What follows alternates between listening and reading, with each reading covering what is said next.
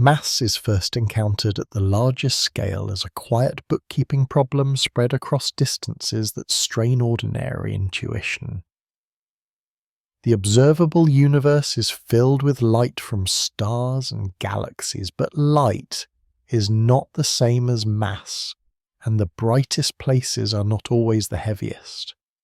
On the widest maps, matter gathers into a web of filaments and knots with large empty regions between them. Galaxies sit along these filaments, and clusters of galaxies form at the densest intersections. This arrangement is not guessed from appearance alone. It is traced from many kinds of surveys that chart where galaxies are, how they move, how their light is stretched by expansion, and how background light is distorted as it passes through intervening matter. At these scales, mass is not placed on laboratory balance. It is inferred through effects that mass has on motion and on light. The approach is indirect, but it is disciplined with repeated cross-checking between different methods and different kinds of data. The first step is to treat mass as whatever makes gravity act over long distances, because gravity remains the main force that shapes the structure of the universe on these scales. The most straightforward place to begin is with what shines. Stars produce light through nuclear fusion, and the combined starlight from many stars makes a galaxy visible across vast distances. Telescopes count galaxies and measure their brightness. From brightness, astronomers estimate how many stars are present and what kinds of stars dominate the light. That is already a translation step. A galaxy can look bright because it contains many stars, or because it contains a smaller number of unusually luminous stars, or because a burst of recent star formation fills it with hot young stars that outshine older populations. Dust can hide light and distance can dim it. Even when these effects are corrected as well as possible, the translation from light to stellar mass depends on models of stellar populations. Those models are built from physics that is tested nearby, such as how stars of different masses and compositions shine and age. Yet uncertainties remain, especially when a distant galaxy is seen only as a faint patch with a limited range of colours. For the large-scale question, the key point is that visible stars account for only part of what is meant by the mass of the universe. The starlight offers a starting inventory of ordinary matter, but it quickly becomes clear that much of the mass-shaping cosmic structure does not reveal itself through starlight. The next layer of evidence comes from motion. Gravity links mass to the way objects accelerate and orbit. On Earth, gravity near the surface is steady enough that weight can be used as a proxy for mass, but on cosmic scales, the relevant sign is orbital and streaming motion. If a galaxy is bound to another galaxy, or if many galaxies are bound within a cluster, their speeds carry information about the mass of the system. Light from a galaxy can be spread into a spectrum, and the positions of known spectral features shift depending on whether the galaxy is moving toward or away from the observer. This shift allows a line of sight speed to be inferred. When many galaxies in a region are measured, a pattern emerges. Some regions show large random motions around a common center consistent with being gravitationally bound. Other regions show coherent flows as galaxies fall toward dense knots in the cosmic web. These motions can be compared with the mass implied by luminous matter alone. Again and again, the implied mass from motion exceeds the mass that can be explained by stars and visible gas. The conclusion is not based on a single object or a single method. It appears across galaxies and clusters, across different environments, and across multiple decades of observation, forming a consistent pattern that points to mass that does not emit or absorb light in an obvious way. Even before the fine details of galaxies are considered, clusters of galaxies provide a strong demonstration. A cluster can contain hundreds to thousands of galaxies, along with vast amounts of hot gas that fills the space between them. The gas is heated to extreme temperatures as it falls into the cluster's gravitational well, and it emits X-rays. That emission reveals that the gas is not a thin trace, but a major reservoir of ordinary matter in clusters. The temperature and distribution of the gas are shaped by the cluster's gravity and by events such as galaxy mergers and energetic outflows from supermassive black holes. By measuring the gas temperature and density, astronomers can estimate the pressure support that holds the gas up against gravity, and from that infer the cluster's total mass. Separately, the speeds of the galaxies within the cluster can be used to infer mass through the balance between gravitational binding and motion. These methods do not rely on the same physical assumptions, and they do not use the same data, yet they tend to agree that the total mass of the cluster is far larger than the mass contained in stars and hot gas. This agreement is not perfect. Clusters are dynamic, not calm spheres, and merging events can disturb the gas and bias estimates if the system is not close to equilibrium. Still, the mass excess persists even when such complications are accounted for as well as possible. A different route to mass, one that bypasses the need to interpret internal motions, is to look at the paths of light itself. Gravity affects the propagation of light through space, bending its path when it passes near massive structures. This effect is called gravitational lensing. When a cluster lies between a distant galaxy and the observer, the cluster's mass can distort and magnify the background galaxy, producing stretched arcs or multiple images. The details of these distortions depend on the distribution of mass in the intervening cluster. By modelling the lensing patterns, astronomers reconstruct the mass map that best fits the observed shapes. This method does not require the cluster to be relaxed, and it does not require knowledge of the temperature of its gas. It uses geometry and the way gravity curves space-time. In many clusters, lensing reveals mass concentrations that are not aligned with the brightest galaxies or with the densest parts of the hot gas. The most famous cases show a separation between the gas which interacts and slows during collisions and the dominant mass component which passes through with less interaction. These observations reinforce the idea that most of the mass in such systems is not ordinary matter in the form of hot gas or stars. They also constrain how strongly the unseen mass can interact with itself and with ordinary matter. The results remain an active area of research, but the central point stands lensing measures a gravitational mass distribution that cannot be accounted for by luminous matter alone. At still larger scales, mass is traced through the statistical pattern of the cosmic web. Galaxies are not distributed randomly. Their clustering strength depends on scale, and the pattern evolves over cosmic time.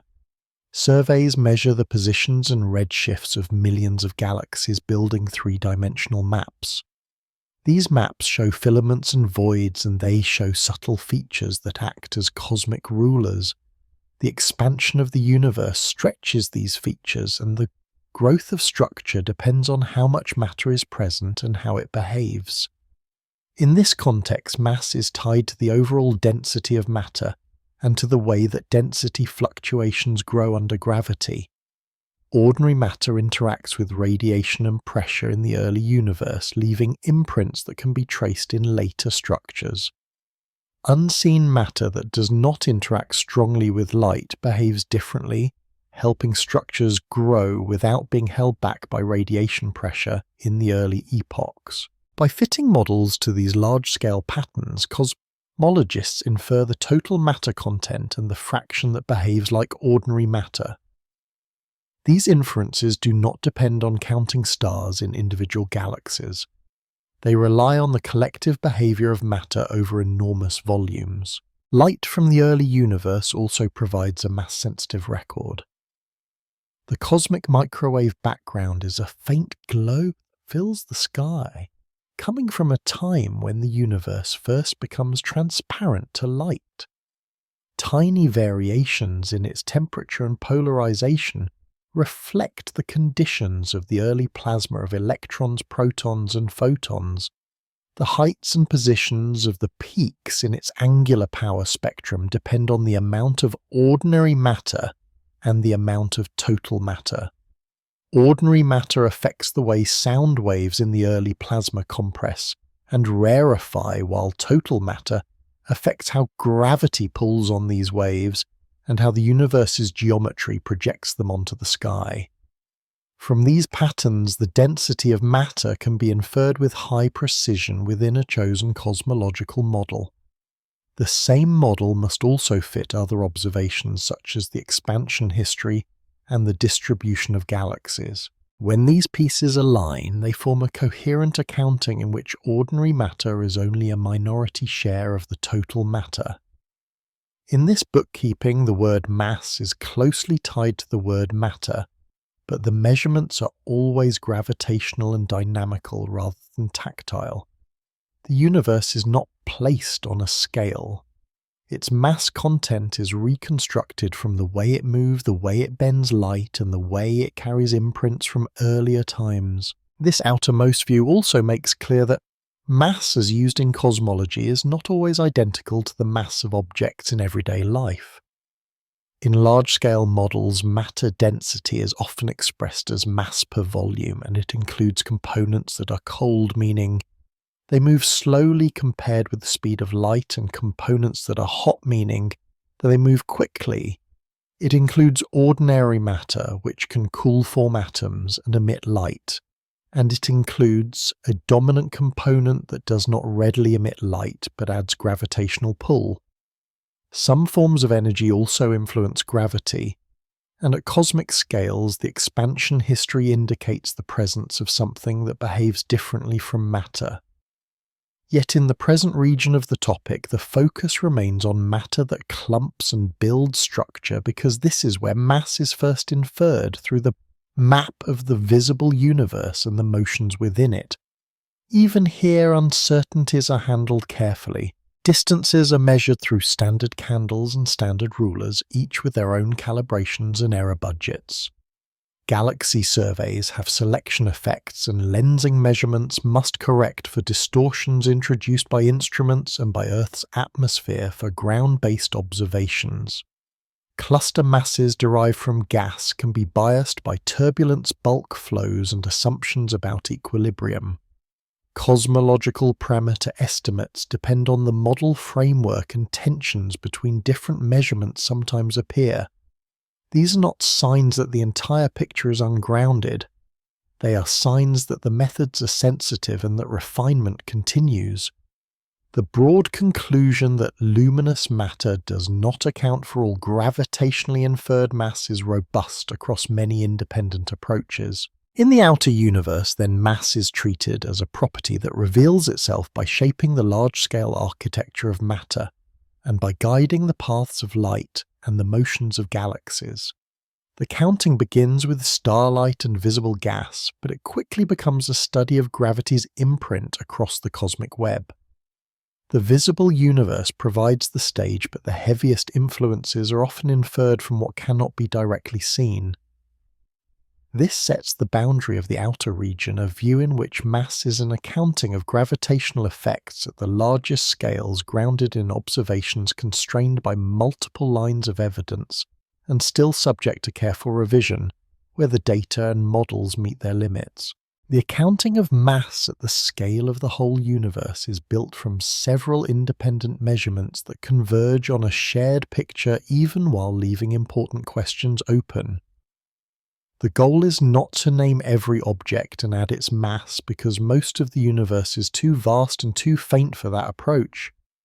Instead, the mass budget is inferred from the way the universe expands, from the way structures grow within it, and from the way early conditions leave lasting patterns in later light and matter. In this region, mass is treated primarily as a contribution to the average matter density, a quantity that sets how strongly gravity pulls on the contents of space as a whole. The result is commonly expressed as fractions of a total cosmic energy density, but the immediate concern here remains the portion that behaves like matter, meaning it clumps and builds structures over time. One anchor of the mass budget comes from the cosmic microwave background. This faint background radiation carries a detailed pattern of tiny variations across the sky. Those variations are not random noise. They are a fossil record of sound waves that move through the hot plasma of the early universe before atoms form and light begins to travel freely.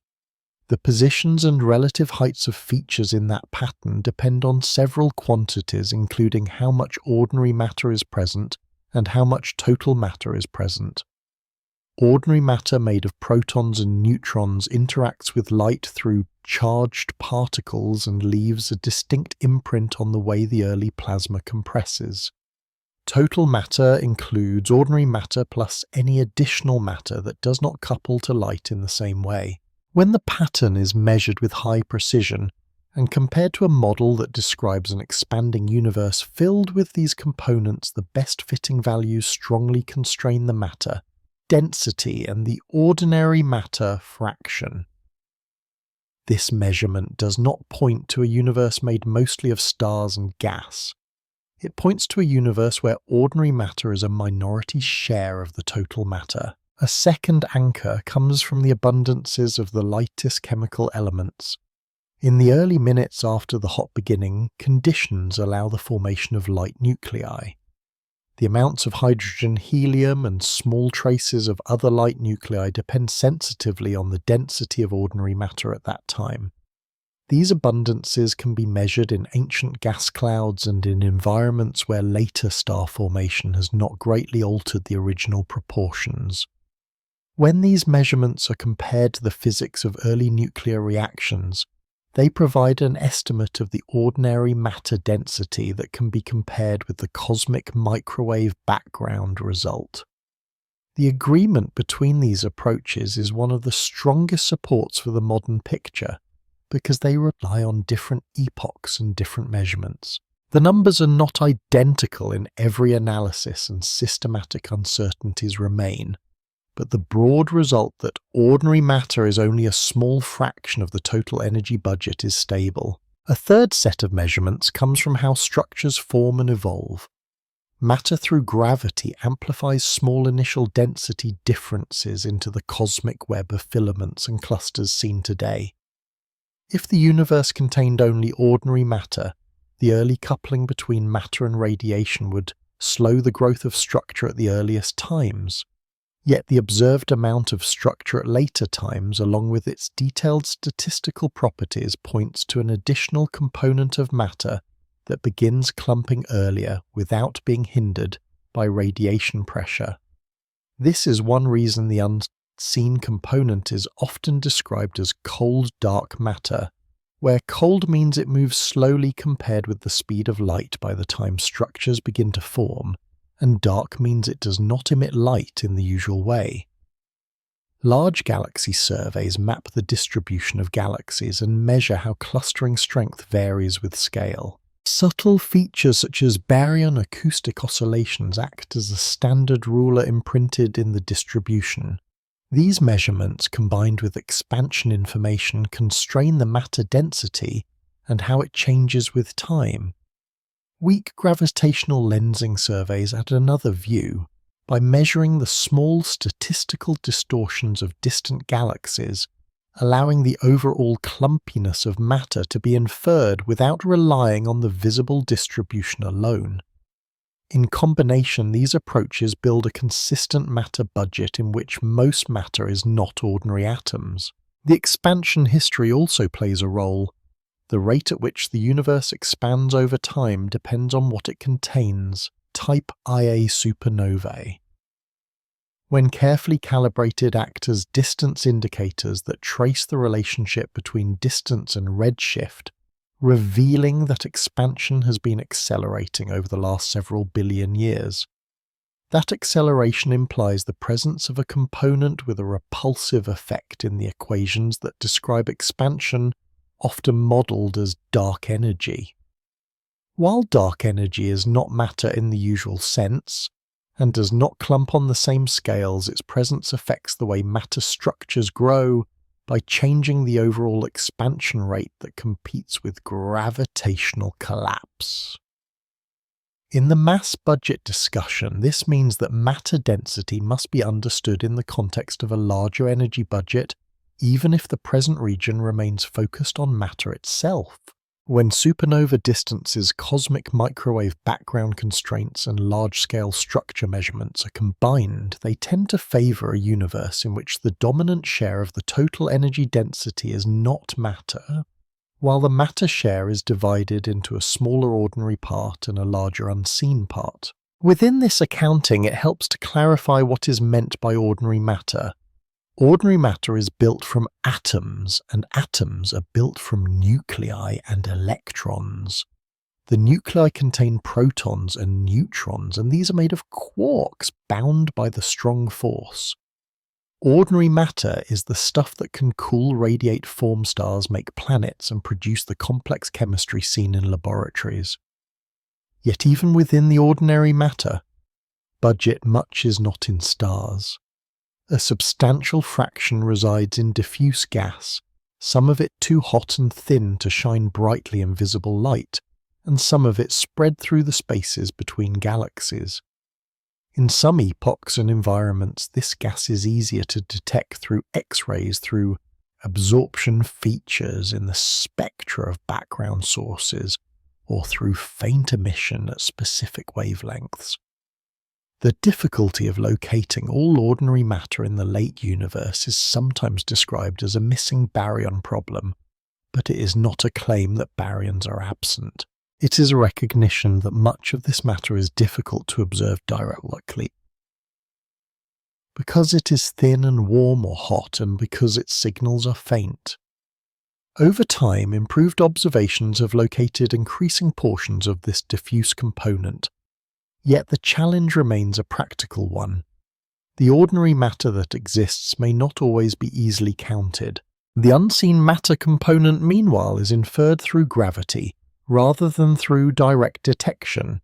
It appears in galaxy rotation curves, in cluster lensing, in the growth of large-scale structure, and in the cosmic microwave background. In the mass budget, it is treated as a form of matter that contributes to gravity in clumps, yet does not take part in electromagnetic interactions in a way that would make it luminous. Many candidate particles have been proposed within physics beyond the standard model, but none has been confirmed in direct detection experiments as of now. This absence of direct identification is a central uncertainty. The mass budget can describe how much unseen matter is needed and how it must behave on large scales, but it does not yet name what it is. Observations constrain its properties indirectly. For example, the way small-scale structures form sets limits on how warm the unseen matter can be, because fast-moving particles would smear out small clumps in the early universe, leaving fewer small galaxies than are observed. Colliding galaxy clusters constrain how strongly it can collide with itself, because the dominant mass component appears to pass through collisions with little slowing. Yet these are constraints on behavior, not a laboratory identification of a particle. There are also uncertainties in the mass budget that arise from measurement tensions and model assumptions. Different methods sometimes yield slightly different values for the current expansion rate of the universe, and this can shift inferred parameters when combined with other data. Some analyses find mild discrepancies in measures of the clumpiness of matter from lensing surveys compared with values inferred from the cosmic microwave background under a standard model. These differences may reflect unaccounted systematic errors, or they may hint at physics that is not fully captured by the simplest model. At present, they do not overturn the basic division of the matter budget into ordinary and unseen components, but they keep open the possibility that the precise numbers and the detailed behavior may be refined. The accounting is a living measurement, not a closed book. In this region, the central picture is that the universe's matter content is constrained by early universe relic radiation, by light element abundances, by the statistical structure of galaxies and lensing, and by the expansion history. These lines of evidence support a consistent set of parameters within a simple cosmological framework. Ordinary atomic matter makes up a small fraction of the total energy budget and a minority of the matter budget. Most matter is inferred to be non-luminous and weakly interacting with light, yet gravitationally active and essential for building the structures that later host stars and galaxies. This does not solve the deeper question of what mass is in a fundamental sense. It describes how mass is tallied at the largest scales and how the tallies fit together. The outer accounting is precise in its constraints and careful in its uncertainties, while the identity of the dominant matter component remains unknown. And the broader energy budget includes a major contribution that is not a matter at all. After the universe-wide budget is constrained, the next outer region remains large but becomes more concrete. It examines how mass is mapped without relying on what shines. The guiding idea is that gravity does not care whether matter is bright or dark. If mass is present, it shapes the geometry of space-time and leaves measurable marks on passing light and on the statistics of distant images. This region stays with those measurable marks. It focuses on gravitational lensing in its different forms and on related methods that connect mass to the shape and growth of large-scale structure. These methods do not weigh matter directly, but they are among the closest approaches to a true mass map across the sky, because they do not require a conversion from brightness to mass. Gravitational lensing begins with the fact that light follows the straightest available paths through curved spacetime. When mass lies between a distant source and an observer, the light's path is bent. The effect depends on the total mass along the line of sight, including stars, gas dust, and any unseen matter. The bending can be small or dramatic. In its strongest form, it produces easily recognized arcs, rings, or multiple images of the same background object. In its weakest form, it produces subtle statistical distortions in the shapes of many background galaxies, too small to notice for any single galaxy, but measurable in large samples.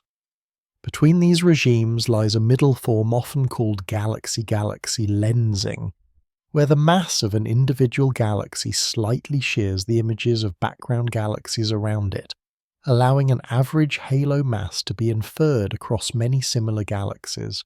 Strong lensing appears in regions where mass is concentrated, such as the cores of galaxy clusters or the regions around massive galaxies.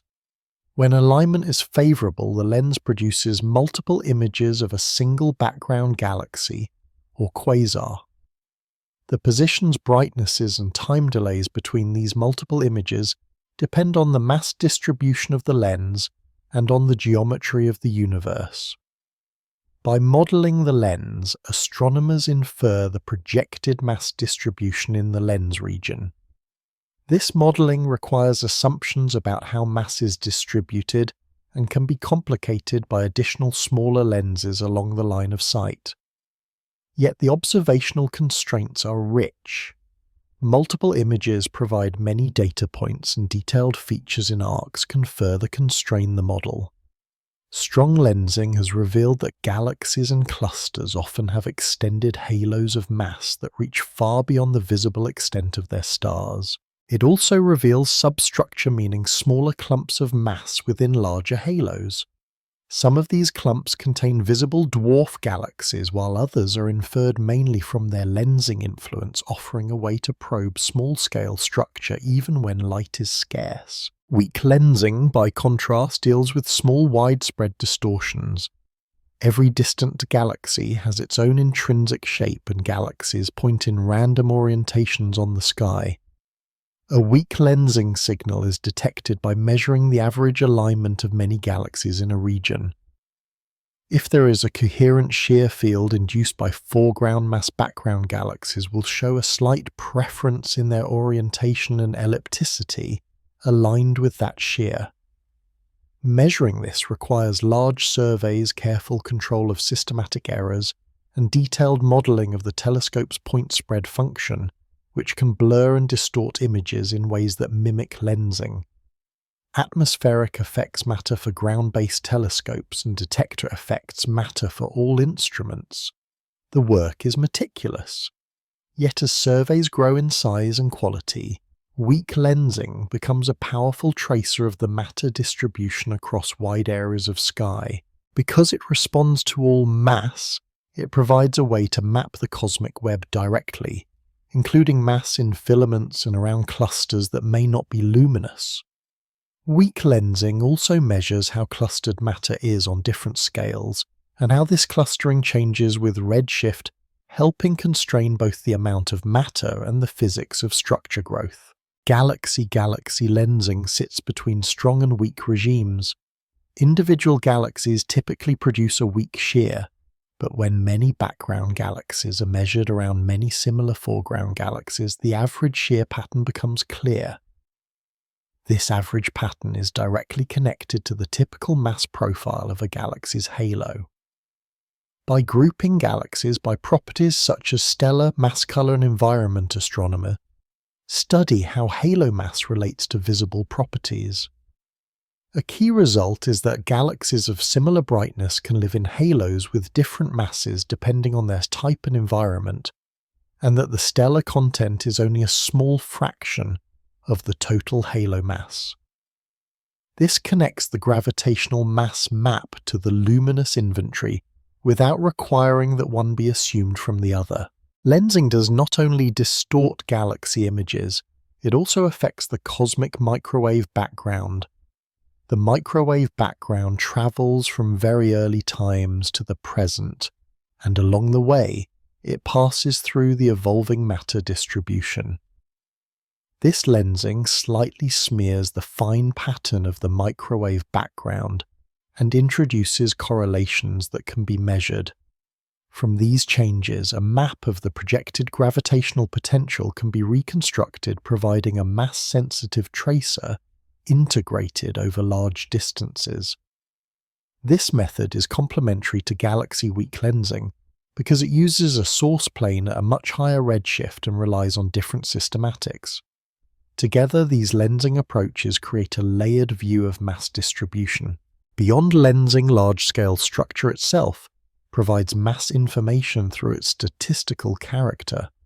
Galaxies are biased tracers of mass, meaning their distribution does not perfectly match the underlying matter distribution.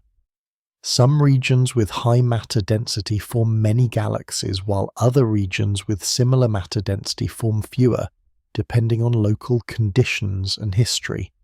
This bias complicates attempts to infer mass from galaxy counts alone, yet combining galaxy surveys with lensing helps separate bias from true mass distribution. Correlations between galaxy positions and lensing shear reveal how galaxies sit within matter halos. Correlations among galaxies themselves reveal clustering, and when these are combined with lensing, the underlying matter power spectrum can be inferred more robustly. This is not a direct mass map in the sense of a single picture, but it is a way to measure how mass is distributed statistically across scales. There is also a method that uses the motions of galaxies on large scales known as redshift space distortions. When galaxies fall into dense regions, their peculiar velocities add to the Hubble expansion, making clustering appear squashed or stretched along the line of sight in redshift space. The degree of this anisotropy depends on the rate of structure growth, which depends on the matter content and on how gravity behaves on large scales. By measuring this effect in large surveys, cosmologists infer the growth rate of cosmic structure.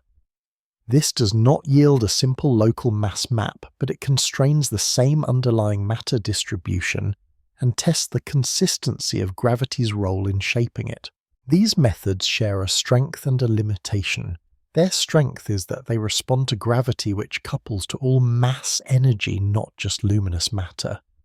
Their limitation is that they are often sensitive to integrated effects along the line of sight, to statistical averages, and to model assumptions about geometry and growth. A lensing map is a projection. It compresses three-dimensional structure into two-dimensional information. Recovering the full three-dimensional distribution requires additional information such as distances to sources and lenses, and it requires assumptions about how mass correlations behave. Weak lensing in particular relies on photometric redshifts, which estimate galaxy distances from colours. These estimates can have biases and scatter, especially for faint galaxies, and such errors can propagate into mass measurements. Similarly, modelling strong lenses can suffer from degeneracies, where different mass distributions produce similar lensing patterns. These degeneracies can often be reduced by adding more constraints, such as stellar kinematics in the lens galaxy, or multiple source planes, but they cannot always be eliminated entirely. Despite these limitations, the broad lessons are steady. Mass extends beyond the light in galaxies and clusters. Filaments contain mass that may be too faint to see directly, but can be traced by lensing. The distribution of mass is not random. It follows the cosmic web and evolves in a way consistent with gravity acting on an initial pattern of small fluctuations. The combination of lensing and clustering measures a universe in which most matter is not in stars, and where the unseen component dominates the gravitational landscape that shapes structure. Importantly, lensing does not identify what the unseen matter is, it only reveals where gravitational influence lies. The methods are agnostic about composition. They map the gravitational field and through it the projected mass distribution. This region ends with a more refined view of mass than the simple budget. The budget says how much matter exists in aggregate. The lensing and structure mapping say how that matter is arranged across the sky and across cosmic time.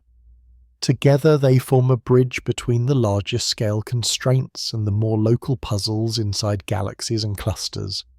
Yet the story remains in the outer layers. It stays with mass, as something inferred from the curvature of light, paths, and the statistics of distant images, a property that can be charted without asking matter to glow. With the large-scale maps in place, the focus moves inward to individual galaxies where mass becomes a local problem that can be studied in detail. A galaxy is not just a bright island of stars. It is a gravitational system with multiple components, stars gas in several phases, dust a central massive black hole, and an extended halo of matter that is mostly not luminous.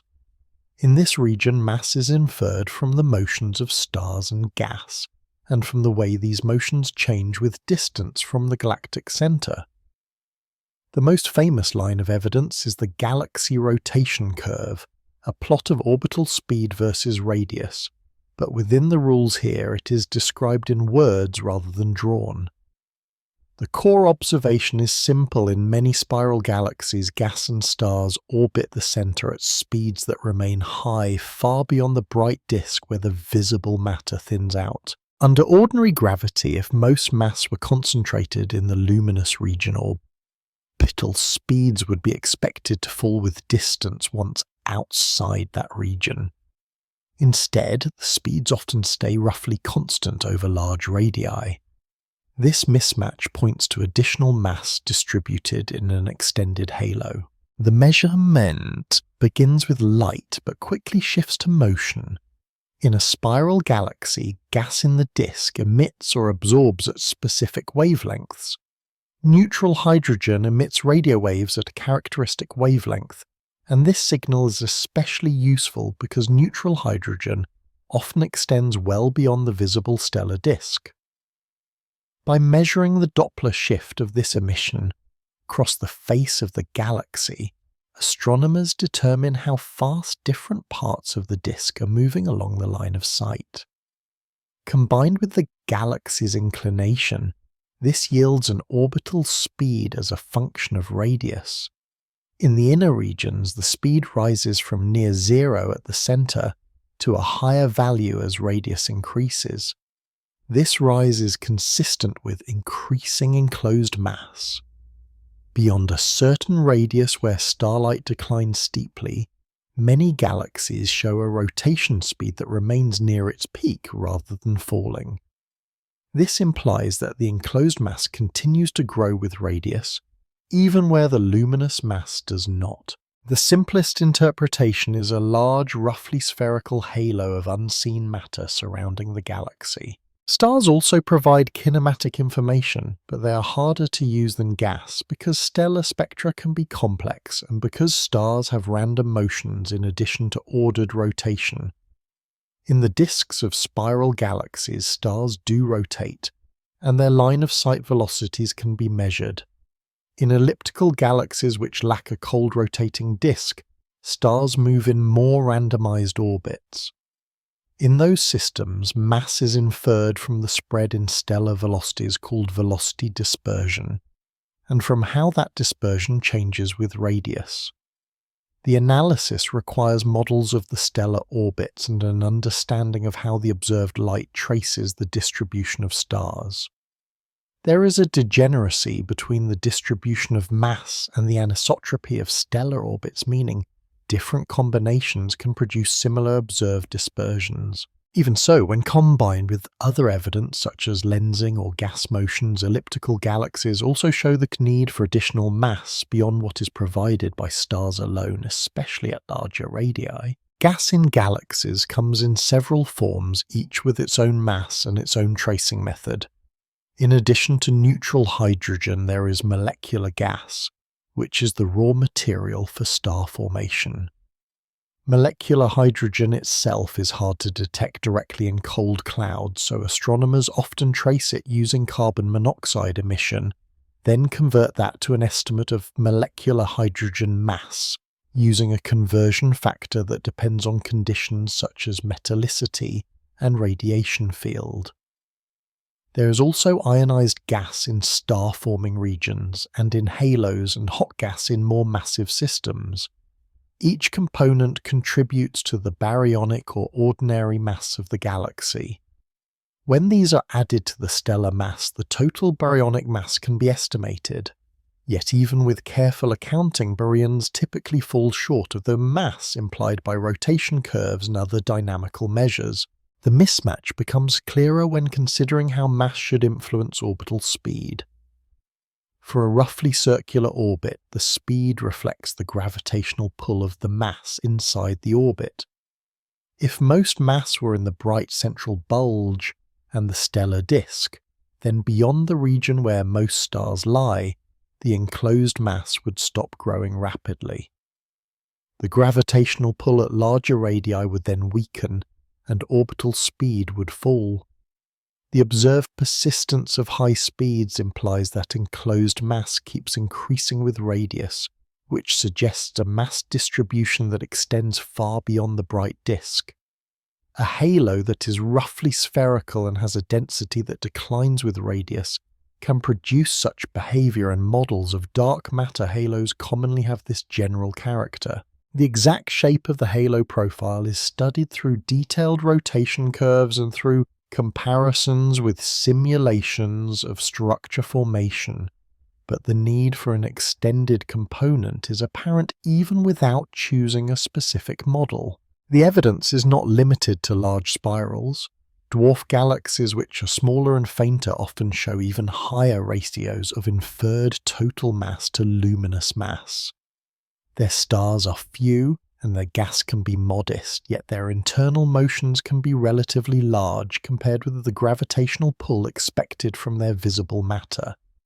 Some dwarf galaxies are supported mainly by random stellar motions rather than rotation.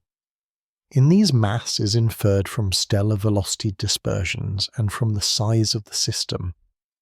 The uncertainties can be significant because small samples of stars may be available, and the systems can be affected by tides from larger galaxies. Yet many dwarfs still indicate that unseen mass dominates their gravitational potential. This makes them important laboratories for studying the behavior of dark matter on small scales, though it also brings challenges because the physics of star formation gas outflows and environmental stripping can reshape their visible and baryonic content. The central regions of galaxies add another layer that is distinct from the halo problem. At the centres of many galaxies lies a supermassive black hole. Its mass can be measured through the motions of stars or gas, very near the centre where the black hole's gravity dominates. In the Milky Way, the orbits of individual stars around the central black hole have been tracked over years, providing a precise measurement of the black hole mass. In other galaxies, the mass is inferred from the velocities of stars and gas in the central region, sometimes using high-resolution spectroscopy and adaptive optics. This is a different use of dynamics here. The goal is to measure a compact mass concentration, and the evidence is direct in the sense that the central potential is strongly constrained by the observed rapid motions at small radii. Yet even the most massive central black holes account for only a tiny fraction of a galaxy's total mass. They matter greatly for central processes and for feedback, but they do not solve the galaxy-wide mass budget. Another way to probe galaxy mass is through satellite galaxies and stellar streams. Many galaxies are surrounded by smaller companions that orbit them. The speeds and spatial distribution of these satellites provide information about the mass of the host galaxy out to large radii, often larger than can be probed by disk rotation curves alone. Similarly, when a smaller galaxy is tidally disrupted, it can leave behind streams of stars that trace long arcs around the host. The shape and precession of these streams depend on the host's gravitational potential, including the shape of its dark matter halo. By modelling these streams, astronomers infer aspects of the halo's mass distribution, including whether it is spherical oblate or triaxial. These inferences are challenging and depend on assumptions about the stream's history and the gravitational influence of other structures, but they provide valuable constraints that complement internal rotation measures. As the focus moves inward, it becomes clear that the phrase hidden mass is not simply a statement of ignorance, but a statement about how gravity behaves in galaxies. The luminous matter is centrally concentrated, while the gravitational influence implied by orbital speeds extends much farther. This points to a component that is more extended and less centrally peaked than starlight.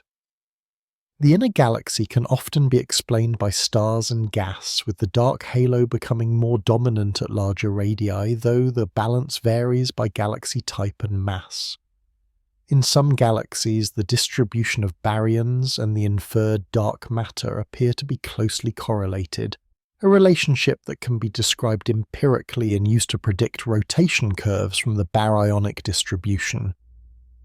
This correlation is a real observational regularity, but its interpretation is not settled. It may reflect how galaxies form within dark matter halos, and how baryonic processes reshape the inner halo, or it may reflect deeper aspects of gravity and inertia. Within consensus cosmology, it is generally discussed as an outcome of galaxy formation physics within dark matter halos. Yet many details remain active topics of research. Uncertainties in galaxy mass measurements are handled with care. Inclination errors affect rotation speeds because a disk seen closer to face-on will show smaller line-of-sight velocities. Non-circular motions such as those caused by bars, spiral arms, or interactions can complicate the interpretation.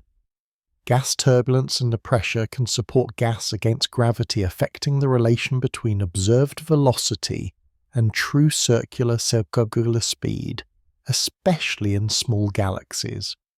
Stellar mass estimates rely on population models and on assumptions about the distribution of stellar masses at birth, which can vary or be uncertain.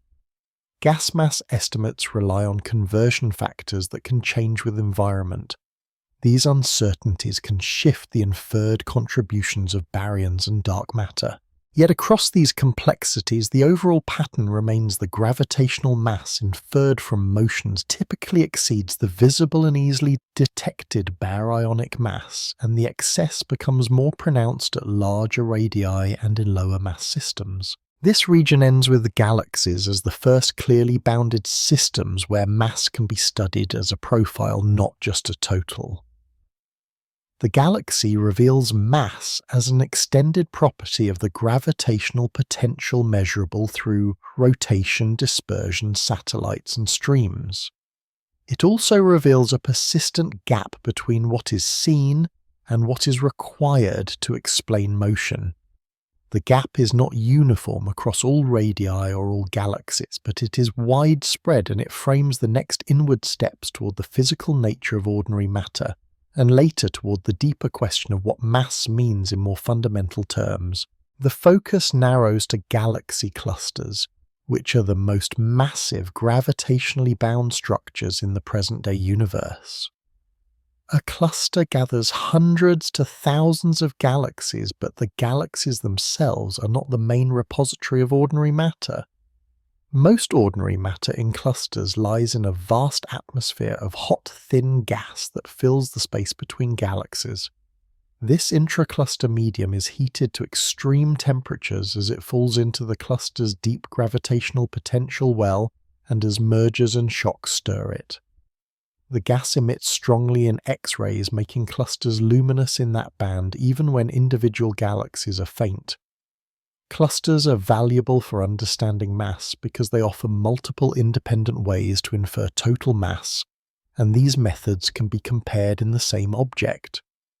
They also expose how different forms of matter behave during collisions, revealing the separation between ordinary matter and the dominant gravitational mass component.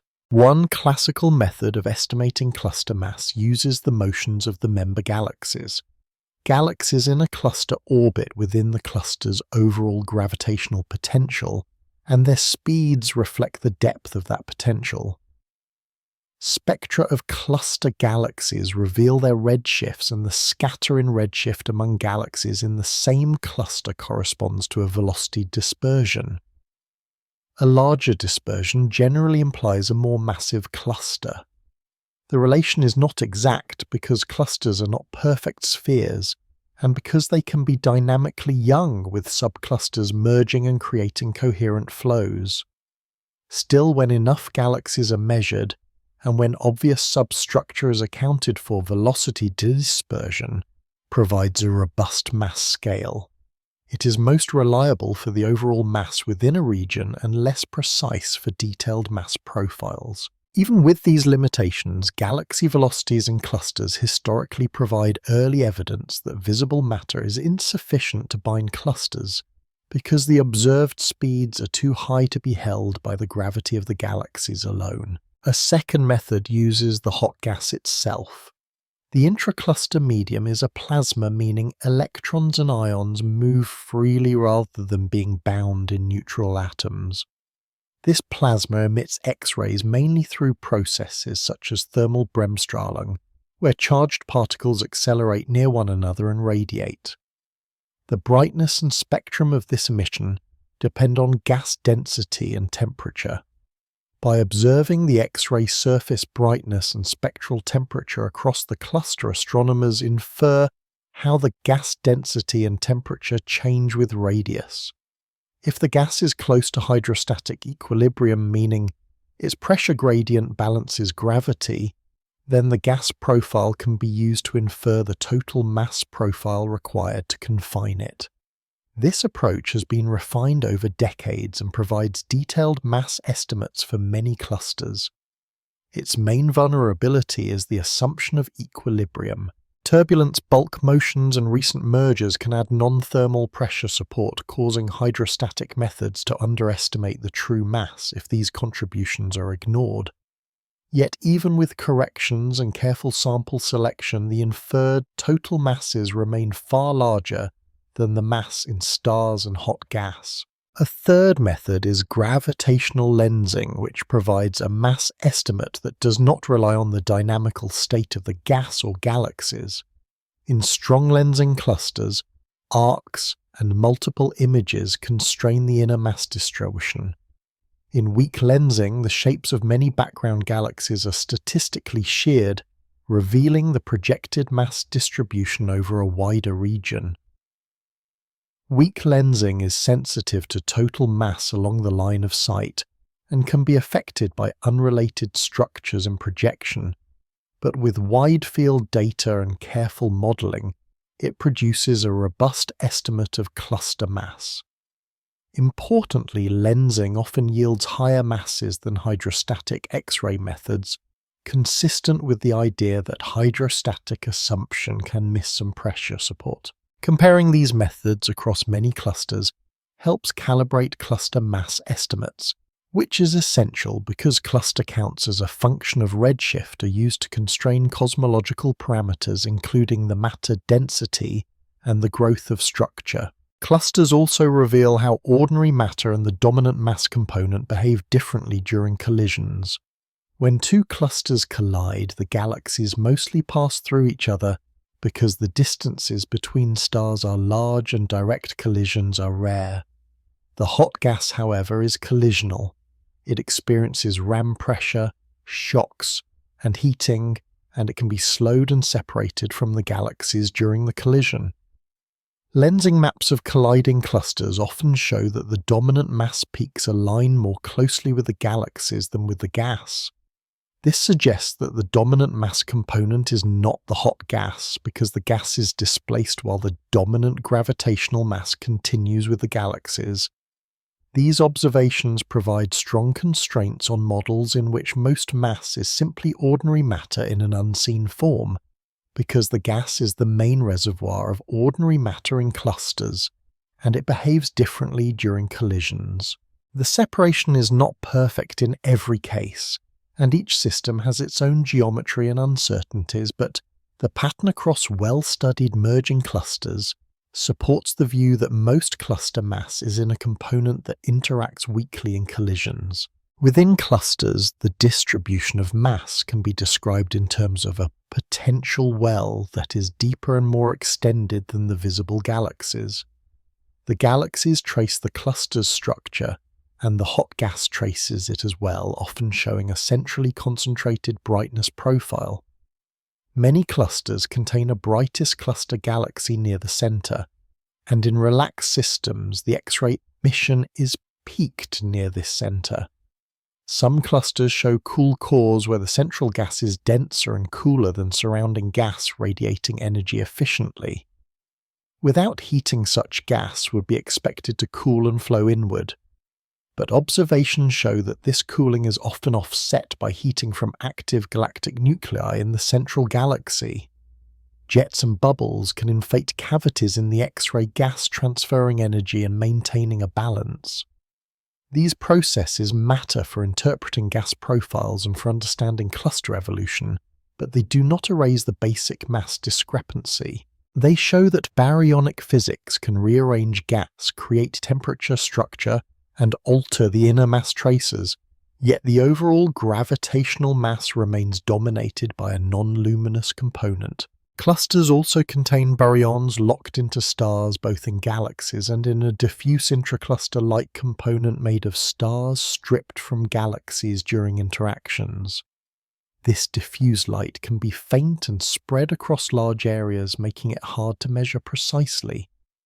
Yet it can contribute a non-negligible portion of the stellar mass in some clusters. Even so, when stars' hot gas and other baryonic components are summed, the baryon fraction in clusters tends to be close to but still below the cosmic average. Baryon fraction inferred from early universe measurements. This makes clusters useful as near-representative samples of cosmic baryon content, though processes such as feedback and baryon expulsion can still affect the fraction, especially in lower mass groups. The comparison between cluster baryon fractions and the cosmic value provides a consistency check on cosmological models and on baryon accounting. But it also highlights that even in the largest bound structures, most mass is not in stars and gas. Uncertainties in cluster mass studies are concrete and carefully tracked. Projection effects can cause unrelated structures to be counted as part of a cluster in lensing or in galaxy counts.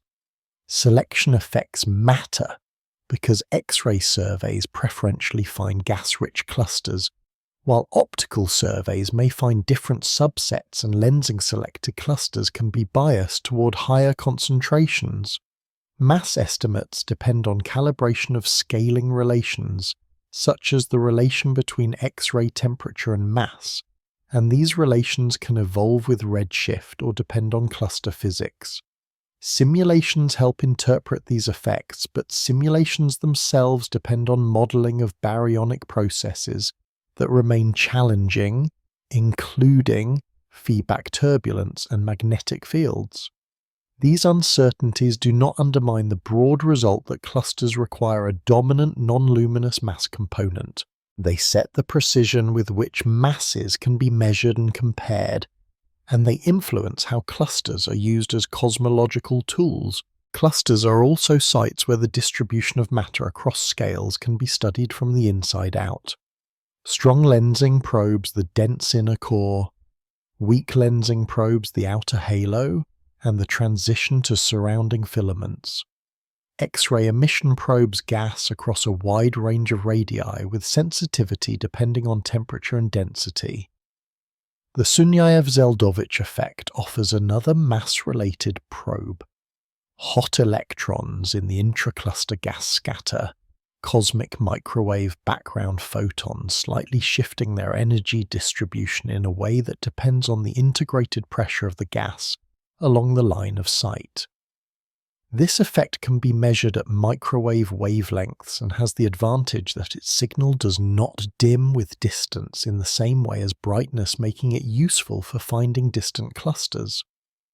Combined with X-ray data, it helps constrain gas properties and total mass.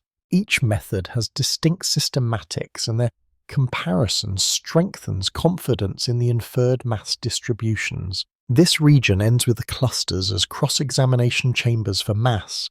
A single cluster can be weighed by galaxy motions, by the pressure structure of hot gas, by lensing distortions, and by microwave scattering signatures. The results converge on a picture in which the stars in galaxies are a minor component, the hot gas is the main baryonic reservoir, and the dominant gravitational mass is in an additional component that does not radiate like ordinary matter and does not behave like collisional gas during mergers. Clusters do not explain what that component is, but they constrain how it must behave and how it must be distributed.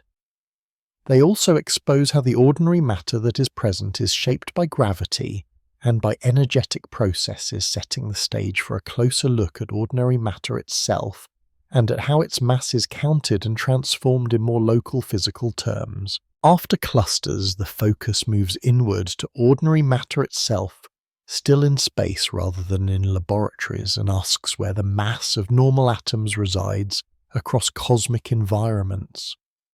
Ordinary matter is often called baryonic matter, meaning matter built from baryons, which are particles such as protons and neutrons. Electrons are not baryons, but they are essential for atoms and chemistry. In the cosmic mass budget, baryonic matter is the part that can interact with light, cool, and form complex structures, yet much of it is not in stars. The mass of ordinary matter is spread among stars, cold gas, warm gas, hot gas, and dust, with proportions that vary by environment and epoch. This region follows the physical forms of baryonic mass from the largest reservoirs outside galaxies toward the denser, more structured reservoirs inside them without jumping ahead into the deeper particle-level origin of mass. In the spaces between galaxies, baryonic matter is not empty. It exists as a diffuse medium with a range of densities and temperatures. Some of it is cool enough to contain neutral hydrogen, but much of it is ionized, meaning electrons have been stripped from atoms by ultraviolet radiation from stars and quasars, or by shock heating as gas falls into growing structures. The diffuse intergalactic medium is difficult to see in emission because it is thin, but it can be detected through absorption. When a bright background source such as a quasar is observed, its spectrum carries the imprint of intervening gas. Neutral hydrogen produces a set of absorption lines known as the Lyman alpha forest. These lines trace fluctuations in density along the line of sight and reveal that much of the low-density universe is filled with hydrogen that is not in galaxies. As the cosmic web grows, some gas is shock-heated in filaments and around clusters, reaching temperatures where it becomes hard to detect in the ultraviolet, but can contribute faint X-ray emission or leave signatures in absorption from higher ionization states of elements such as oxygen. This warm-hot intergalactic medium is one of the reservoirs that helps account for baryons that are not readily seen in stars or in cold gas. The observational challenge is that the signals are weak and can be confused with local foregrounds. Progress has come through sensitive ultraviolet and X-ray spectroscopy and through stacking analyses, where many lines of sight are combined to reveal average signals that are too faint to detect individually. Within galaxy groups and clusters, the dominant baryonic reservoir is the hot intracluster and intragroup medium. This gas contains a large fraction of the baryons associated with these systems and often exceeds the stellar mass in their galaxies. Its temperatures reflect the depth of the gravitational potential, and its distribution reflects both gravity and feedback process. The gas is enriched with heavier elements produced in stars and distributed by supernovae and outflows, meaning it carries a record of chemical processing. From the viewpoint of mass accounting, the hot gas is important because it demonstrates that baryons can reside in forms that are not bright invisible light, but can still be measured through X-rays and through the Sunyaev-Zeldovich effect. It also reminds that baryonic mass is not confined to the places where stars shine. Moving inwards to individual galaxies, baryons appear in more diverse phases. Stars are the most obvious repository because they are luminous and can be counted and modelled. Yet the stellar mass is only part of the baryonic mass, and in many galaxies, especially gas-rich spirals and dwarfs, the gas mass is substantial. Cold gas comes mainly in two forms: neutral atomic hydrogen and molecular hydrogen. Neutral hydrogen can be spread in extended disks and outer regions, serving as a reservoir that can later feed star formation. Molecular hydrogen is more centrally concentrated and is associated with dense clouds where stars form. The conversion between atomic and molecular phases depends on density shielding from ultraviolet radiation, metallicity, and pressure. From a mass standpoint, measuring these gas phases requires choosing tracers. Neutral hydrogen is measured through its radio emission line. Molecular hydrogen is inferred using carbon monoxide or other tracers, and the conversion factor is not universal. In low metallicity environments, carbon monoxide can be faint even when molecular hydrogen is present, leading to underestimates if a standard conversion is used. In starburst regions, the conversion factor can also change because conditions such as temperature and turbulence differ. These uncertainties matter for precise accounting, but they do not obscure the basic fact that a significant fraction of baryonic mass can sit in gas rather than stars. There is also ionized gas in and around galaxies. In star-forming regions, ionized gas glows in characteristic emission lines. In galaxy halos, ionized gas can exist as a diffuse circumgalactic medium extending far beyond the visible disk. This circumgalactic medium acts as a reservoir and a transit zone, where gas can be accreted from the intergalactic medium enriched by outflows from stellar feedback and active galactic nuclei and recycled back into the galaxy. Much of it is detected in absorption against background galaxies and quasars. revealing a complex multi-phase structure with cool clumps embedded in warmer and hotter material. The mass in this halo gas can be comparable to or even exceed the mass in a galaxy's stars, depending on the galaxy's mass and history. Yet measuring its total mass is difficult because absorption probes only narrow sightlines, and because converting column densities to total masses requires assumptions about geometry, ionization, state and clumping. Despite these challenges, the circumgalactic medium is increasingly recognized as a major baryonic component that helps close the Baryonic budget around galaxies. Dust is a smaller mass component, but an important one for observation because it shapes how light is absorbed and emitted. Dust grains are tiny, solid particles made of elements such as carbon, silicon, oxygen, and iron. They form in the outflows of evolved stars and in supernova ejecta, and grow in dense interstellar clouds. Dust absorbs ultraviolet and visible light and re-emits it in the infrared. This means that some galaxies appear faint in visible light, not because they lack stars, but because dust hides the light and shifts it into infrared wavelengths. Dust mass can be inferred from infrared emission, but the inference depends on dust temperature composition and emissivity, which can vary. Dust contributes only a small fraction of baryonic mass, yet it is crucial for cooling processes and for molecule formation, affecting how baryonic mass moves between phases. A key point in this region is that baryonic mass is conserved in ordinary processes, but its observational appearance changes dramatically with the phase. Gas can move from the intergalactic medium into a galaxy's halo, then into the disk, then into dense clouds where stars form. Massive stars return much of their mass to the interstellar medium through winds and supernovae, enriching the gas with heavier elements and stirring it.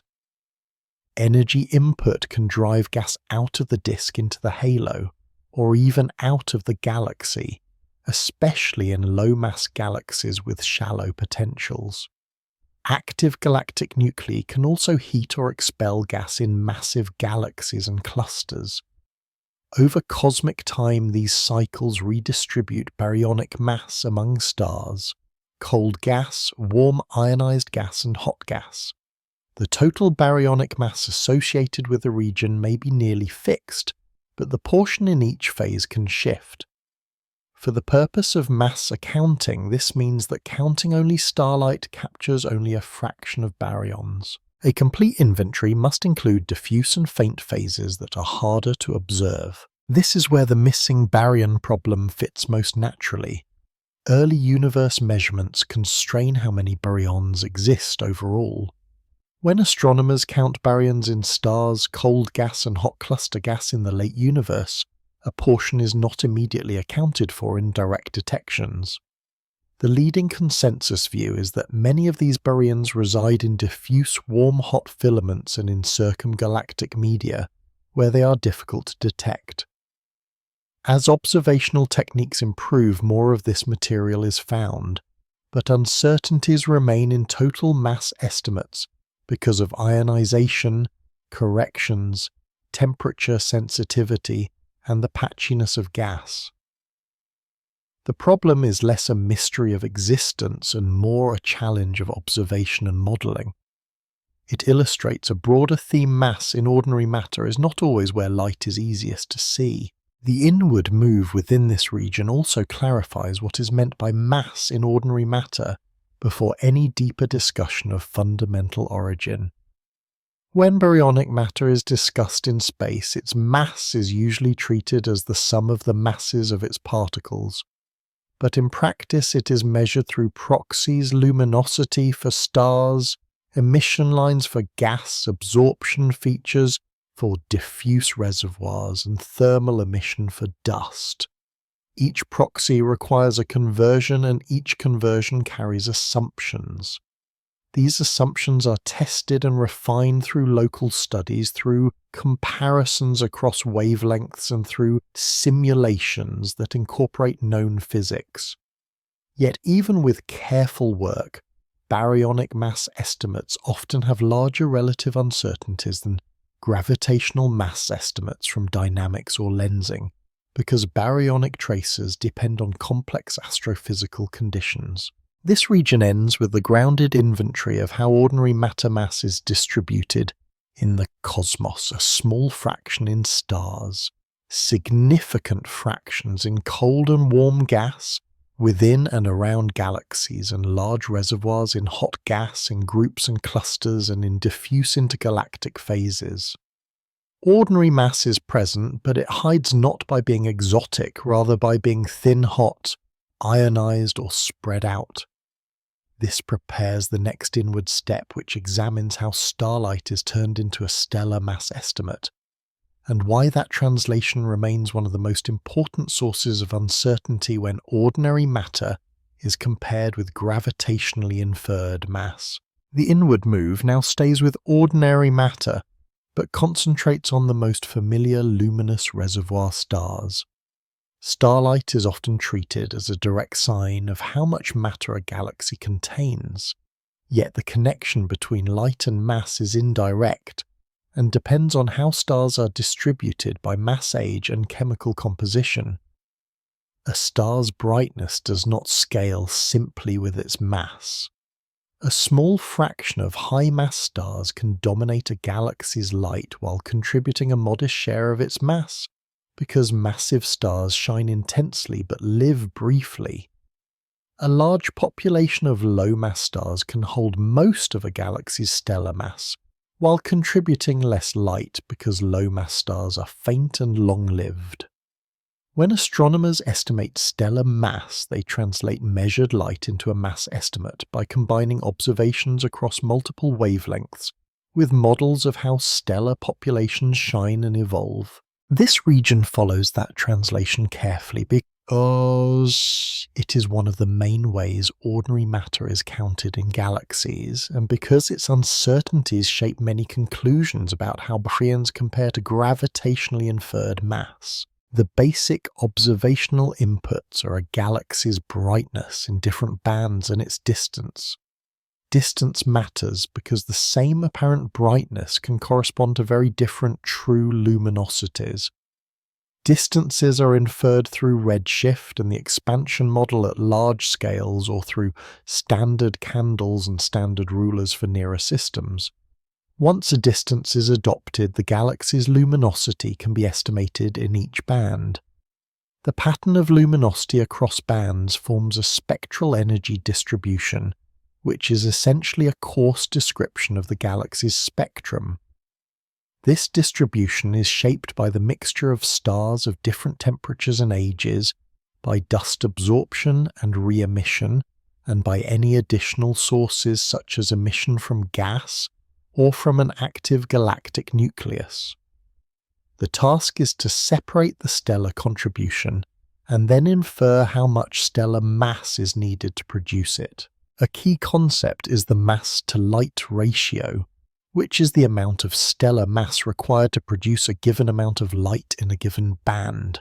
This ratio is not constant across galaxies, not constant across bands. Young stellar populations have low mass-to-light ratios because they contain luminous massive stars. Older populations have higher mass-to-light ratios because luminous massive stars have died. And the light comes from longer-lived, less massive stars and from evolved phases that are bright but not as numerous. Metallicity, meaning the abundance of elements heavier than helium, also matters because it affects stellar temperatures, lifetimes, and spectral features. Dust complicates the picture by dimming and reddening starlight, making a young dusty population look older if dust is not correctly modelled. Because of these dependencies, stellar mass estimates are usually derived from fitting population synthesis models which combine theoretical stellar evolution tracks with libraries of stellar spectra and assumptions about how many stars form at each mass. The distribution of stellar masses at birth is described by the initial mass function. It specifies how many low-mass stars form relative to high-mass stars. The overall luminosity of a young population is dominated by high-mass stars, while the long-term mass is dominated by low-mass stars. If the initial mass function contains relatively more low-mass stars, the population has a higher mass-to-light ratio. If it contains relatively fewer low-mass stars, the ratio is lower. The initial mass function is measured directly in the Milky Way and nearby star-forming regions by counting stars, and a broadly similar form is often assumed in extragalactic work. Yet it may not be exactly universal in all environments. There is ongoing research into whether massive elliptical galaxies, dense starbursts, or early universe conditions produce systematic variations. These possible variations are important because even modest changes in the initial mass function can shift stellar mass estimates by significant factors. When astronomers quote stellar masses, they usually specify which initial mass function is assumed, because changing the assumption changes the result.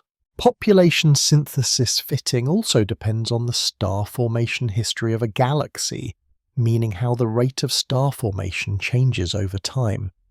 A galaxy that formed most of its stars long ago will have an older population and a higher mass-to-light ratio. A galaxy with ongoing star formation will have a mix of ages and a lower ratio in some bands. Many different star formation histories can produce similar broad colours, especially when dust is present. This creates degeneracies where different combinations of age, dust, and metallicity fit the data similarly well.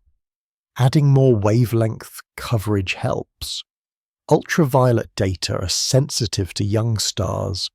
Optical data sample a wide range of stellar types, and near-infrared data are more sensitive to older, cooler stars and less affected by dust than optical light, though not immune. Mid-infrared data can trace dust emission and help constrain how much starlight is being absorbed. Spectroscopy adds another set of constraints by providing absorption features that depend on stellar types and chemical composition. Even so, uncertainties remain, particularly for distant galaxies where only broad photometry may be available, and where the rest frame wavelengths sampled by observations shift with redshift. Another complication is that some luminous phases of stellar evolution are short-lived but disproportionately bright. Red giant stars, asymptotic giant branch stars, and other evolved stages can contribute strongly to near-infrared light in intermediate-age populations. Theoretical uncertainties in how these phases behave and how long they last can affect predicted mass-to-light ratios. In star-forming galaxies, nebular emission from ionized gas can add to broadband fluxes, especially in the optical and near-infrared, potentially biasing stellar mass estimates if it is not included. In galaxies with active galactic nuclei, emission from the nucleus can contaminate the galaxy light, particularly in the infrared, requiring careful separation. Despite these complexities, there are practical reasons stellar mass estimates are widely used. Stellar mass is more stable over time than luminosity, because luminosity can change quickly with star formation bursts, while mass changes more slowly. Stellar mass correlates with many other galaxy properties and provides a common scale for comparing different populations across cosmic time. Large surveys can estimate stellar masses for millions of galaxies using consistent methods enabling statistical studies of how mass relates to environment morphology and star formation activity.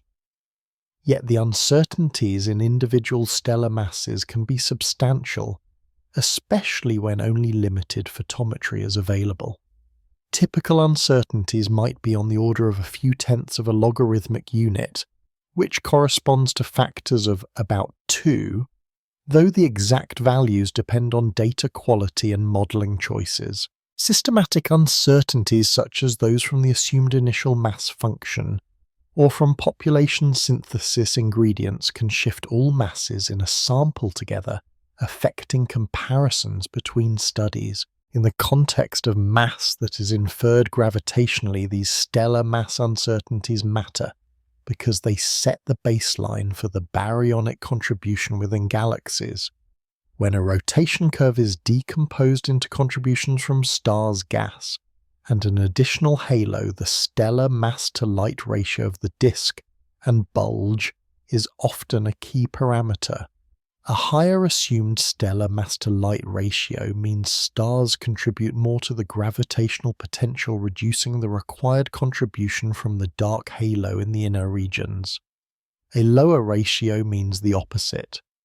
Because stellar population constraints can be limited, especially in the inner regions where dust and complex star formation histories are common, the decomposition is not unique. This is sometimes called a disk halo degeneracy. It does not remove the need for an extended halo to explain outer rotation curves, but it affects how much dark matter is inferred in the inner galaxy and how the halo profile is shaped. Similarly, in elliptical galaxies, the stellar mass profile competes with the dark matter profile in fitting stellar velocity dispersions. Independent constraints such as strong lensing in the same galaxy or dynamical tracers at large radii help break these degeneracies, but the stellar mass estimate remains central. Stellar mass estimates are also tied to the cosmic history of star formation. By counting galaxies and summing their stellar masses at different redshifts, astronomers reconstruct how the total stellar mass density in the universe builds up over time. This can be compared with the integrated star formation rate density measured from ultraviolet and infrared surveys. Agreement between these approaches provides a consistency check on the assumed initial mass function and on corrections for dust. Discrepancies can reveal missing populations, underestimated dust, or modelling issues. This kind of cross-check is part of how the stellar mass scale is anchored, even when individual galaxies remain uncertain. A quieter but important part of the translation from light to mass is the need for careful handling of dust. Dust does not simply dim light, it changes colours in a way that can mimic age and metallicity effects. Different dust geometries, such as a uniform screen versus clumpy mixed dust, produce different attenuation curves, meaning different wavelength dependencies of absorption. Galaxies can also contain regions with very different dust and star formation properties, and an integrated measurement blends them together.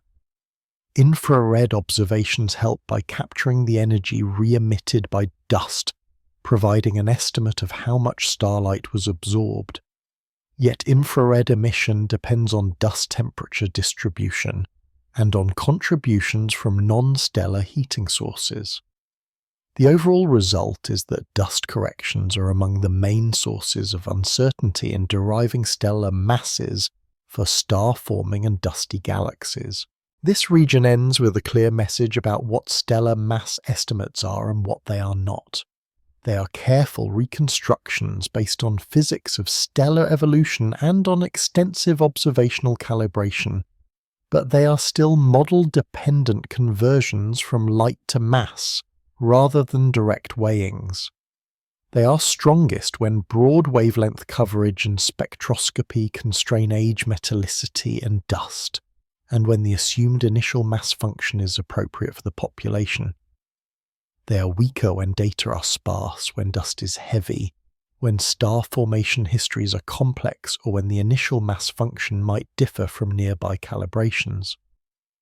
In galaxy mass budgets, the stellar mass estimate is an essential piece of the baryonic inventory and a necessary input for separating baryonic gravity from additional gravitational mass. Recognizing its uncertainty is part of understanding why mass, even for ordinary matter, is not always as straightforward as adding up what shines. The inward path remains with ordinary matter.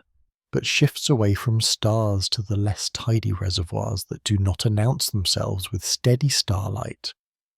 Gas and dust often dominate a galaxy's ongoing evolution because they supply star formation, carry metals, and respond strongly to heating and feedback.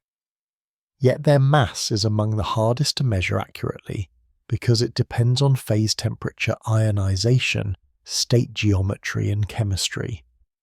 This region follows the main difficult components in turn, starting with the cold gas that is relatively accessible, then moving through warmer and hotter gas that becomes increasingly diffuse, and ending with dust as a small but influential mass component that complicates nearly every measurement of light. Cold atomic gas is most directly measured through the emission of neutral hydrogen at a specific radio wavelength. This emission is faint in absolute terms, but radio telescopes can map it across galaxies and even detect it in groups and filaments with deep observations. The strength of the signal provides a measure of how many neutral hydrogen atoms lie along each line of sight, and by integrating across the galaxy, the total neutral hydrogen mass can be estimated. This approach is conceptually straightforward because the emission line arises from a well-understood atomic transition. Yet practical issues remain. The line can be optically thin in many conditions, which makes the conversion relatively simple, but in dense regions self-absorption can occur, leading to underestimates if uncorrected. Spatial resolution matters because beam smearing can blend velocity components and affect derived rotation curves, but for total mass, the main challenge is sensitivity to extended low-density gas. Interference calibration and distance uncertainties also propagate into mass estimates. Even so, among gas components, neutral hydrogen is one of the best constrained. Molecular gas is less direct. Molecular hydrogen, the dominant molecule in cold, dense clouds, does not emit strongly at the low temperatures typical of star-forming clouds. Observations therefore rely on tracer molecules, most commonly carbon monoxide, which emits in rotational transitions accessible at millimeter wavelengths. The observed carbon monoxide luminosity is converted to molecular hydrogen mass through a conversion factor. This factor is not a fundamental constant. It depends on how much carbon and oxygen are available to form carbon monoxide, on how well the gas is shielded from dissociating radiation, on density and temperature, and on the degree of turbulence. In metal-rich environments like the Milky Way, carbon monoxide traces molecular hydrogen reasonably well in many regions. In low metallicity dwarf galaxies, carbon monoxide can be faint even when molecular hydrogen exists, because carbon and oxygen are less abundant and dust shielding is weaker.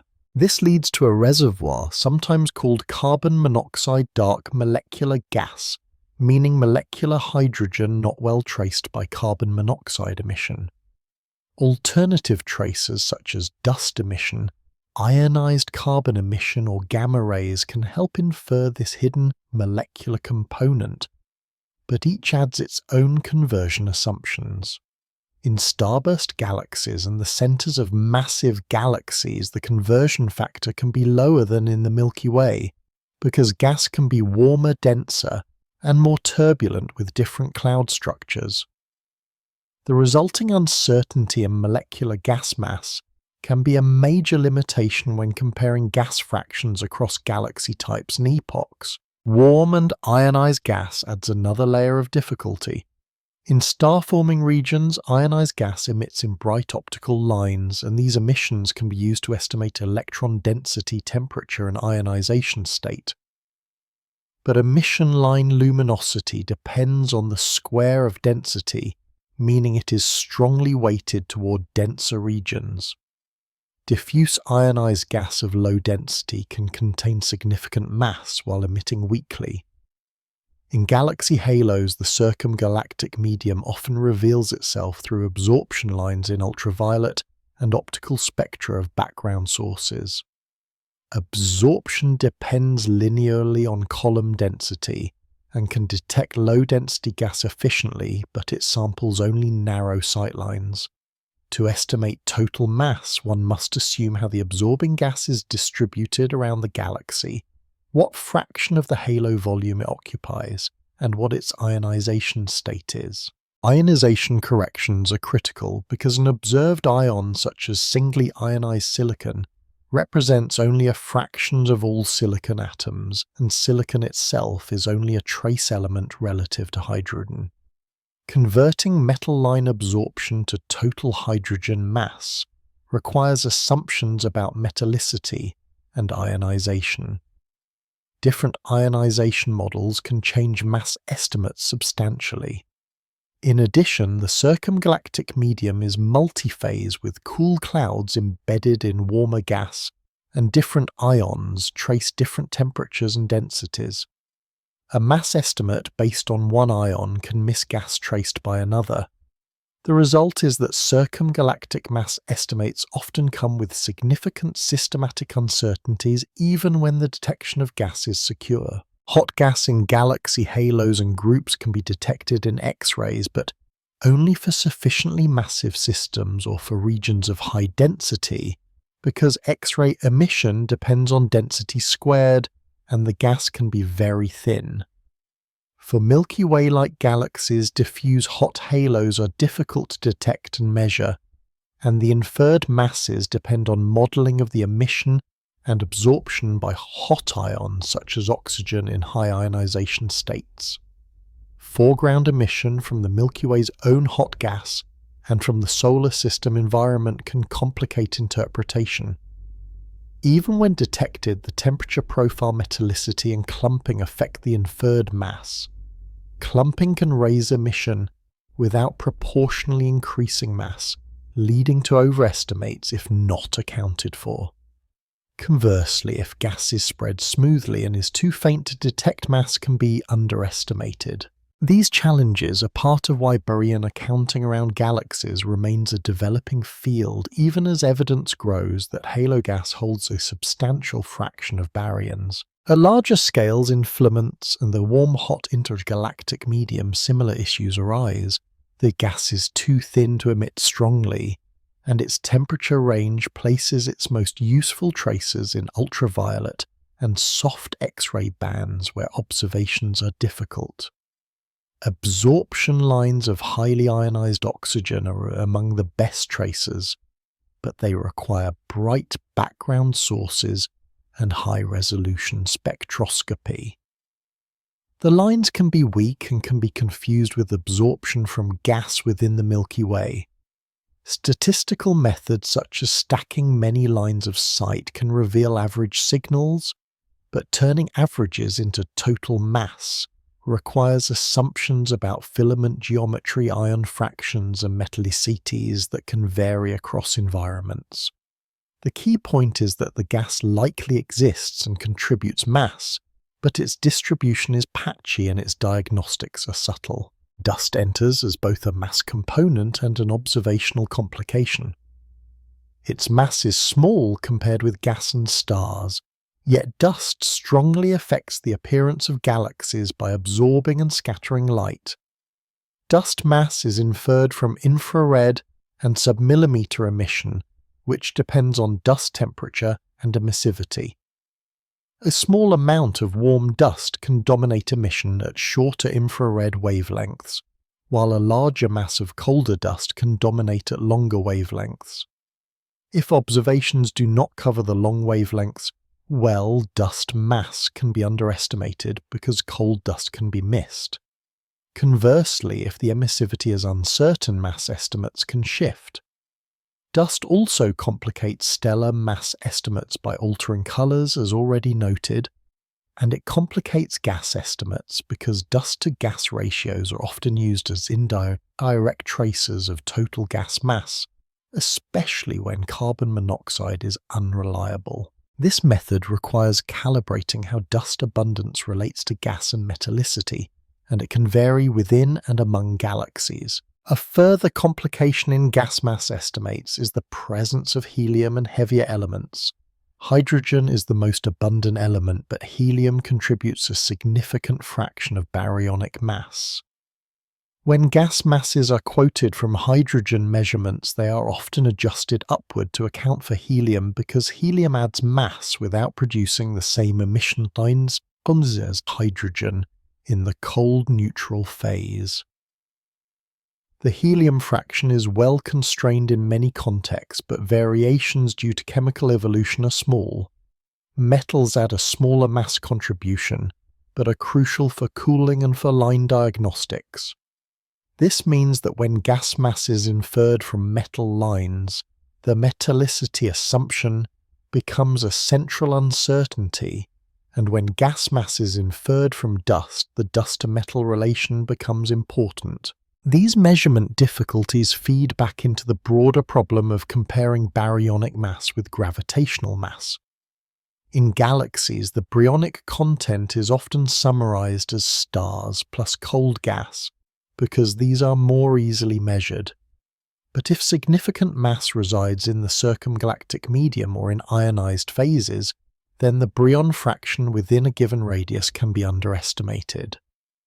This matters for interpreting why some galaxies appear to have fewer baryons than expected from the cosmic baryon fraction. Part of the answer may be that baryons are present, but not where they are easiest to see. Another part may be that feedback processes have moved baryons outward, or prevented them from cooling into the galaxy. Distinguishing these possibilities requires better measurement of halo gas mass and its distribution. Here, uncertainty is not a sign of ignorance alone, but a consequence of the physics thin, hot, ionized material is intrinsically difficult to measure, and its observational signatures are sensitive to details. Even in the cold phases, uncertainty in conversion factors limits precision. For molecular gas, changes in the carbon monoxide conversion factor can alter inferred gas fractions and star formation efficiencies. For dust-based gas estimates, uncertainties in dust emissivity and dust-to-gas ratios propagate into gas mass. For ionized gas, ionization corrections can dominate. These are not small details. They can influence conclusions about how galaxies evolve, how efficiently they turn gas into stars, and how baryons cycle between galaxies and their surroundings. This region ends with an appreciation that ordinary matter mass is not a single number tied to a single tracer. It is distributed across phases that respond differently to gravity and to energy input. Some phases, like neutral hydrogen, can be mapped and summed with relatively direct conversions. Other phases, like molecular gas in low metallicity environments or hot halo gas, require layered inference with larger systematic uncertainties. Dust, though, small in mass shapes nearly all light-based measures and provides both help and confusion in gas estimation. The outer inventory of baryons becomes at this scale a set of practical measurement problems tied to physical state. This prepares the next inward step where mass shifts from being a counted substance to being a property encountered in controlled experiments, and where the distinction between mass and weight and the meaning of a measurement becomes central. The inward path now leaves the diffuse, multi-phase complexity of cosmic matter and enters the realm where mass is treated as a local property of objects and can be measured with controlled methods. The setting shifts from galaxies and gas to laboratories and everyday physical systems, but the narration remains continuous and calm, keeping the same descriptive and explanatory mode. Here mass is encountered not as an inferred gravitational landscape, but as a quantity that predicts how an object responds when forces act on it. In this region, mass is tied to inertia, meaning the resistance of an object to changes in its motion. This is the most direct operational meaning of mass in much of classical physics. When a net force is applied, a larger mass accelerates less than a smaller mass under the same force. This idea is simple to state, yet it becomes subtle when it is examined closely because the practical measurement of mass relies on standards, definitions, and the interplay between gravitational effects and inertial effects. In everyday life, mass is often confused with weight. Weight is the force that gravity exerts on an object, and it depends on the local strength of the gravitational field. Mass is the property that relates applied force to acceleration, and that also determines how strongly gravity acts on the object. Near Earth's surface, gravitational acceleration is nearly constant, so weight is proportional to mass, and the two are easy to conflate.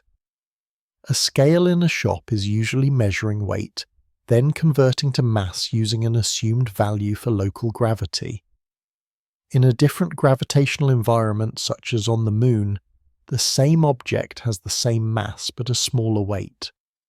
The distinction matters conceptually and practically in precise measurement, and it becomes a doorway into the deeper question of why the same quantity mass appears both in inertia and in gravity. The operational measurement of mass can avoid gravity by using dynamics. One method is to apply a known force to an object and measure its acceleration. If the force and acceleration are known, the mass is inferred from their ratio. In practice, generating a precisely known force is not trivial, and measuring acceleration with high precision can also be difficult, but the concept establishes that mass is not fundamentally defined by gravity. Another method is to compare accelerations of objects under the same force using springs or electromagnetic forces. In such comparisons, the relative masses can be inferred without ever relying on weight. Yet most practical mass measurement systems historically do rely on gravity because it provides a convenient and stable force. This reliance is acceptable because the relationship between mass and weight is stable and well understood within a given location, and because local gravity can be measured and corrected for. The modern system of units provides a more precise framework. The kilogram is the base unit of mass in the international system of units. Historically, it is tied to a physical artifact, a cylinder of platinum-iridium alloy kept under controlled conditions. Reliance on an artifact has drawbacks.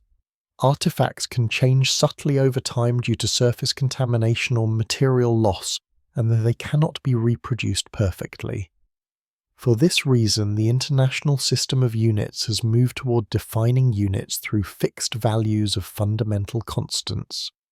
In the current framework, mass is linked to the Planck constant, which is assigned an exact value. This choice allows the kilogram to be realized through experiments that connect mechanical power to electrical power. The most prominent instrument for this realization is the Kibble balance, previously called a Watt balance. It compares the weight of a mass in Earth's gravity to an electromagnetic force generated by a current-carrying coil in a magnetic field, and it links the electrical measurements to quantum standards that depend on fundamental constants. In this way, mass is connected to electrical measurements that can be reproduced in many laboratories. The concept is still weight-based in one part of the measurement, because gravity provides the force being balanced, but the calibration is not based on a specific artifact object. The realization requires careful measurement of local gravity coil motion and electrical quantities, and it reflects the modern approach of grounding measurement in constants rather than objects. There is also an alternative route to defining mass through counting atoms, sometimes called the Avogadro project approach. In this method, the number of atoms in a highly pure silicon sphere is measured with extreme precision. By determining the sphere's volume, its crystal lattice spacing, and its isotopic composition, the number of atoms can be calculated and the mass can be linked to the atomic mass constant and the Avogadro constant. This approach emphasizes that mass can be thought of as an accumulated property of matter's constituents, but it also shows how demanding precision becomes when one tries to connect macroscopic mass to microscopic structure. The sphere must be manufactured and measured with extraordinary control of surface layers and impurities. The lattice spacing must be determined with high-precision X-ray interferometry. The isotopic composition must be measured because different isotopes have different atomic masses. The method is elegant, yet it too depends on complex metrology. In ordinary contexts, mass measurement is simpler. Balances compare an unknown mass to known masses. In a two-pan balance, gravity acts on both sides equally, and the comparison cancels the need to know the exact value of local gravity. This is a key insight. A balance measures mass ratios, not absolute weight. This is why balances can be accurate even when gravity varies slightly. A spring scale, by contrast, measures force and must assume gravity to report mass. Inertial balances used in low-gravity environments such as spacecraft measure mass by timing oscillations of a spring mass system, using the fact that the oscillation period depends on mass and spring stiffness rather than on gravity. This demonstrates again that mass is tied to inertia and can be measured without weight. The concept of mass as inertia also invites attention to what is meant by an object in motion and what is meant by force. In classical mechanics, force is a push or pull that changes motion, and mass is the proportionality that relates force to acceleration. This works well for everyday speeds and for objects that can be treated as rigid bodies.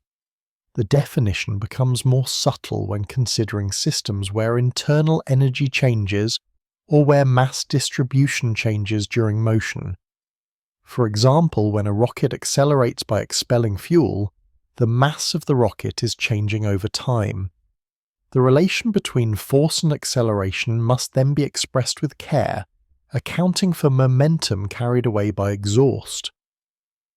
This does not undermine the concept of mass, but shows that mass in a system can be redistributed, and that external forces are not the only way momentum changes in parts of a system. Similarly, in a collision, masses are inferred from changes in velocities using conservation of momentum.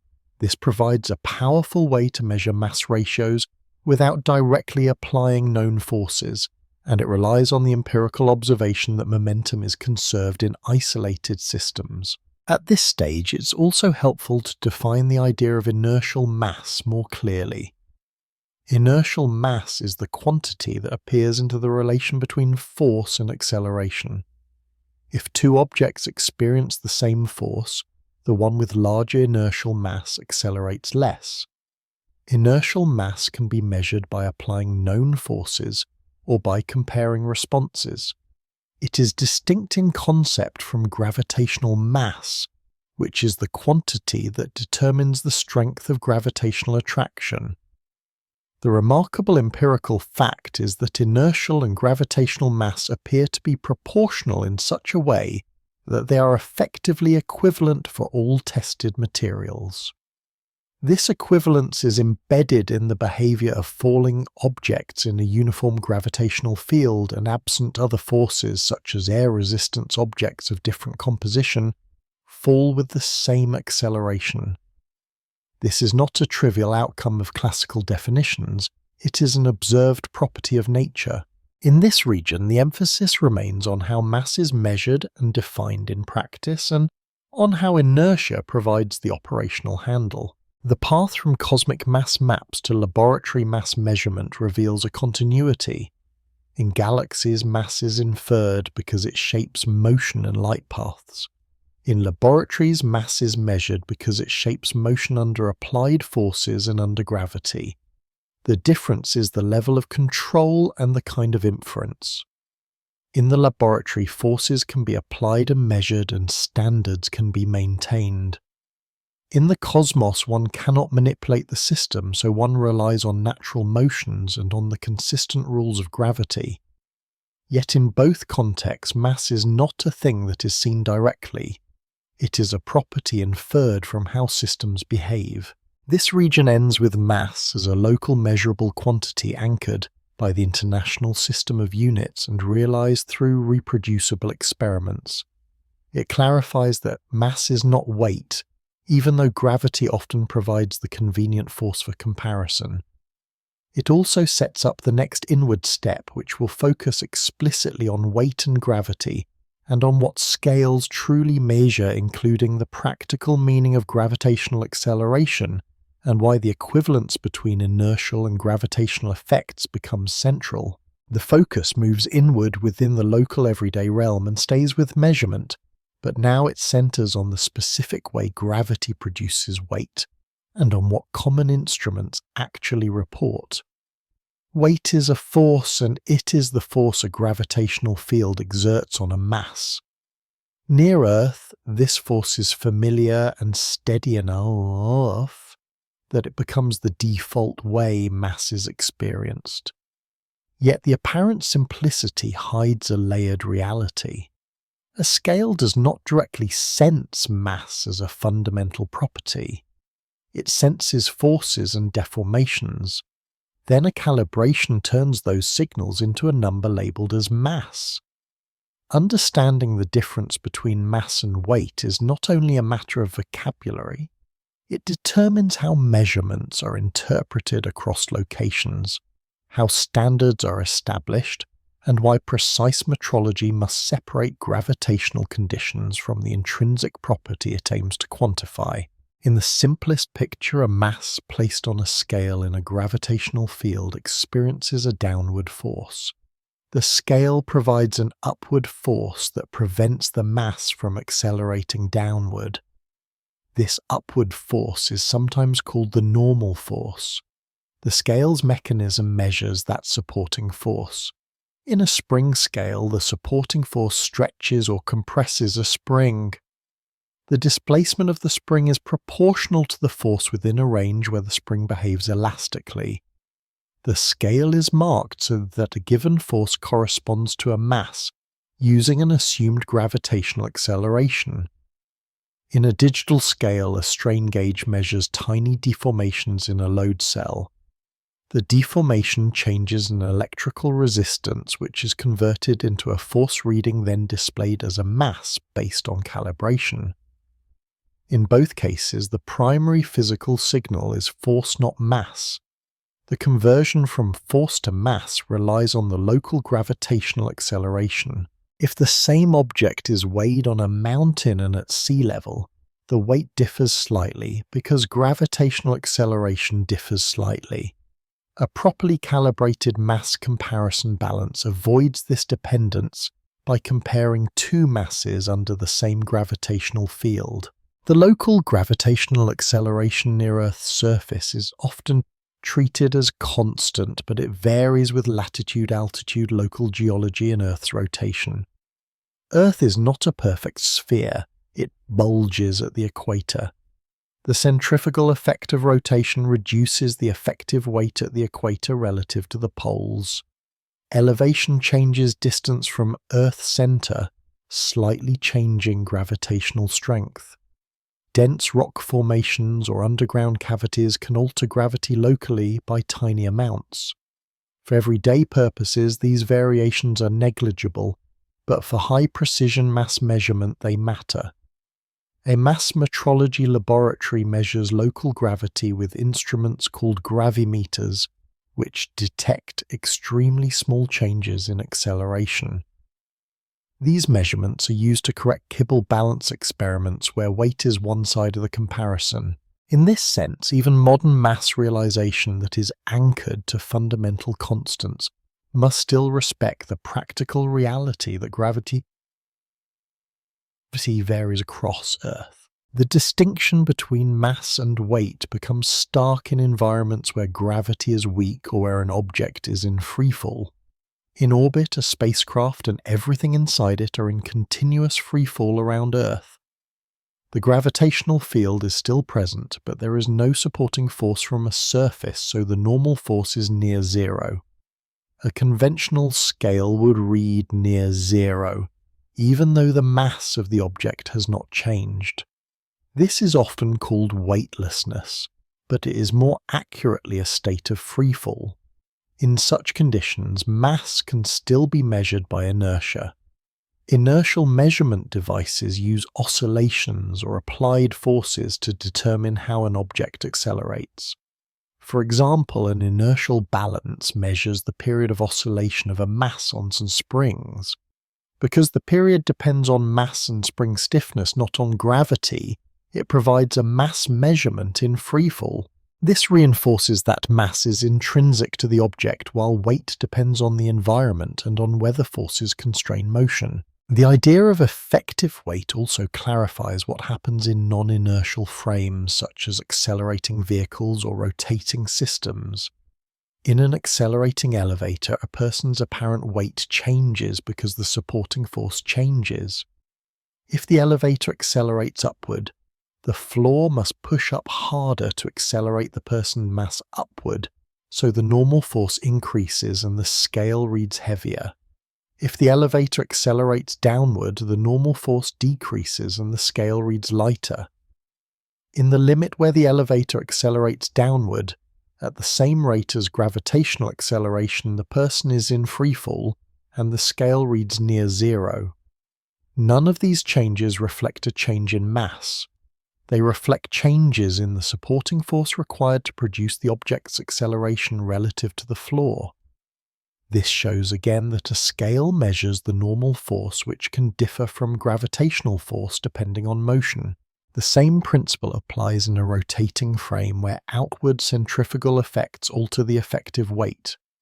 These are not additional forces acting from outside, they are features of describing motion in a non-inertial frame. But they are experienced and measured as changes in weight.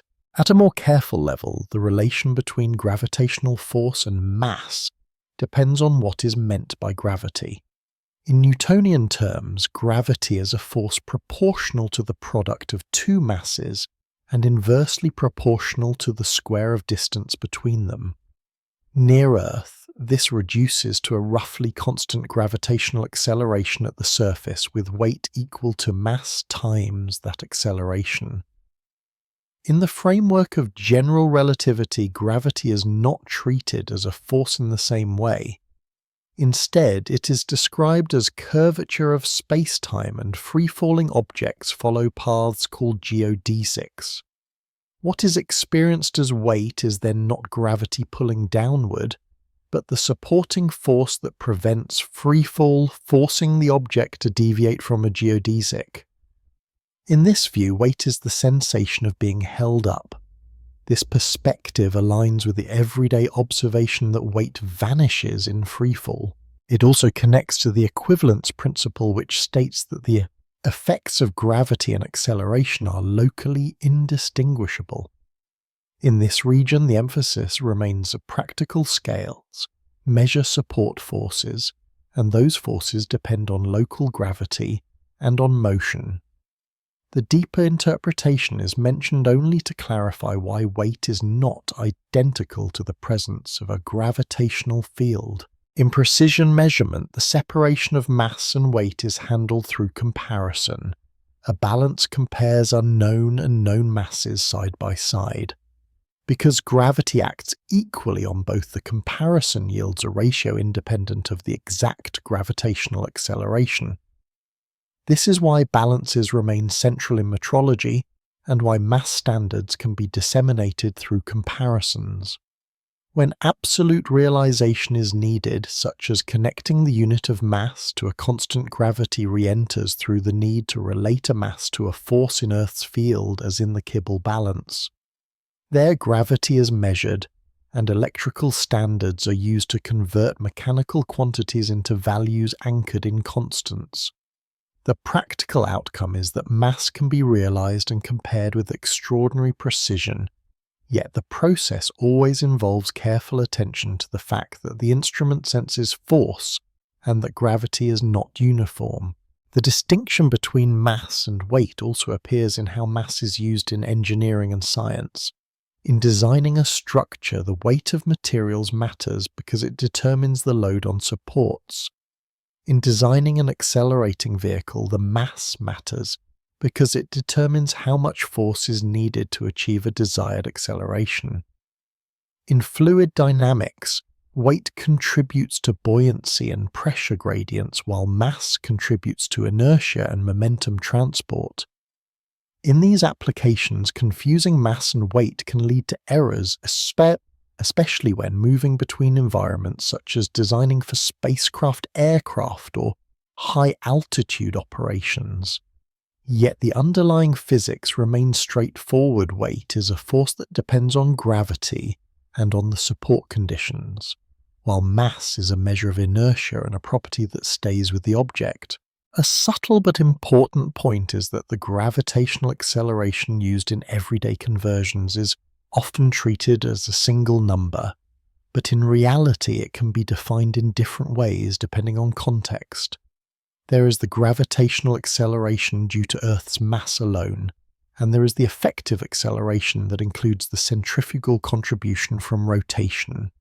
Scales respond to the effective value, because it determines the net downward tendency relative to Earth's surface. Gravimeters also measure effective gravity. For many purposes, this distinction is not necessary, but it shows that even the seemingly simple concept of weight involves careful definitions when precision is required. The practical metrological approach is to measure what matters locally and to use consistent conventions. This region ends with a refined understanding of what instruments do. A scale reports a force interpreted as weight and converted into a mass reading through calibration. A balance reports a comparison that cancels local gravity. In freefall, weight can vanish while mass remains. In accelerated frames, apparent weight changes without any change in mass. These truths are consistent across Newtonian and relativistic descriptions, even if their interpretations differ. They lead naturally to the next inward step, where mass is explored not just as a number measured by response to force, but as the property that connects force, acceleration, and motion itself, and where inertial mass becomes the central focus of how matter resists change. The inward step now centers on inertial mass itself, treating it as the property that links forces to the changes of motion, and that is revealed most clearly when gravity is not used as the measuring tool. Inertia is experienced whenever an object resists being started, stopped, or turned. In classical mechanics, this resistance is quantified by inertial mass. The concept is operational. It is defined by how a body accelerates when a force acts on it. Yet even in this seemingly direct realm, mass is not a simple singular thing. It appears in several related roles in linear acceleration, in rotational motion through moment of inertia, in the conservation of momentum, and in the behavior of systems where mass changes or energy moves between parts. This region explores these roles steadily, staying close to established physics and showing where clarity exists and where language begins to blur the underlying structure. In the simplest controlled setting, a constant force applied to an object produces a constant acceleration, and the ratio between force and acceleration is the inertial mass. Experiments of this kind can be done with carts on low-friction tracks with air bearings or with objects suspended magnetically to reduce contact forces. In these settings, the main challenge is not the concept but the reality that friction and other parasitic forces can mimic or hide the relationship. Measuring inertial mass therefore involves careful accounting of all forces, including those from air resistance, rolling friction, and internal damping. The practical solution is often to measure motion over time, fit trajectories and infer acceleration, or to use oscillatory systems where the dynamics are well characterized. Oscillation offers a clean route because the period of a harmonic oscillator depends on mass and on the stiffness of the restoring force. In a mass spring system, the mass does not need to be weighed.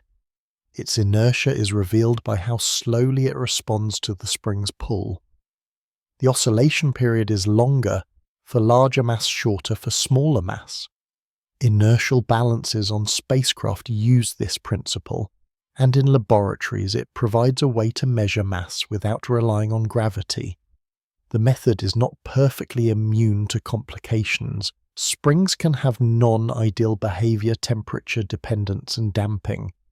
Yet these effects can be measured and corrected, and the core insight remains inertial.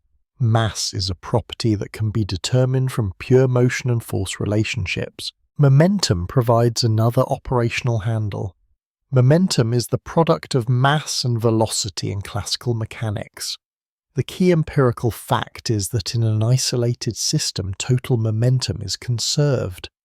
This is not a mere definition, it is a property of nature that is repeatedly verified. Because momentum conservation holds in collisions, masses can be compared through how velocities change during interactions. If two carts collide on a low-friction track and their velocities before and after the collision are measured, the ratio of their masses can be inferred from the requirement that momentum is conserved, provided external forces are negligible. This approach is conceptually distinct from applying a calibrated force. It measures mass through exchange, not through response.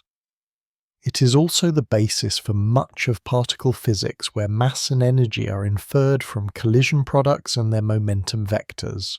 Inertial mass becomes richer when motion is not straight-line translation. In rotation, the relevant quantity is not just mass, but how mass is distributed relative to the axis. This is captured by the moment of inertia. A thin ring and a solid disk can have the same total mass but different moments of inertia, because in the ring more mass lies farther from the axis, making it harder to change the rotation rate. This shows that inertia is not only about how much matter is present, but also how it is arranged.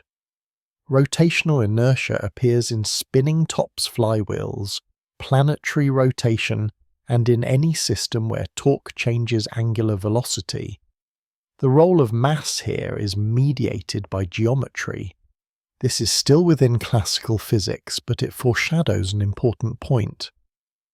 Mass is part of a broader account of how matter responds to forces, and in extended objects that response depends on internal structure and distribution.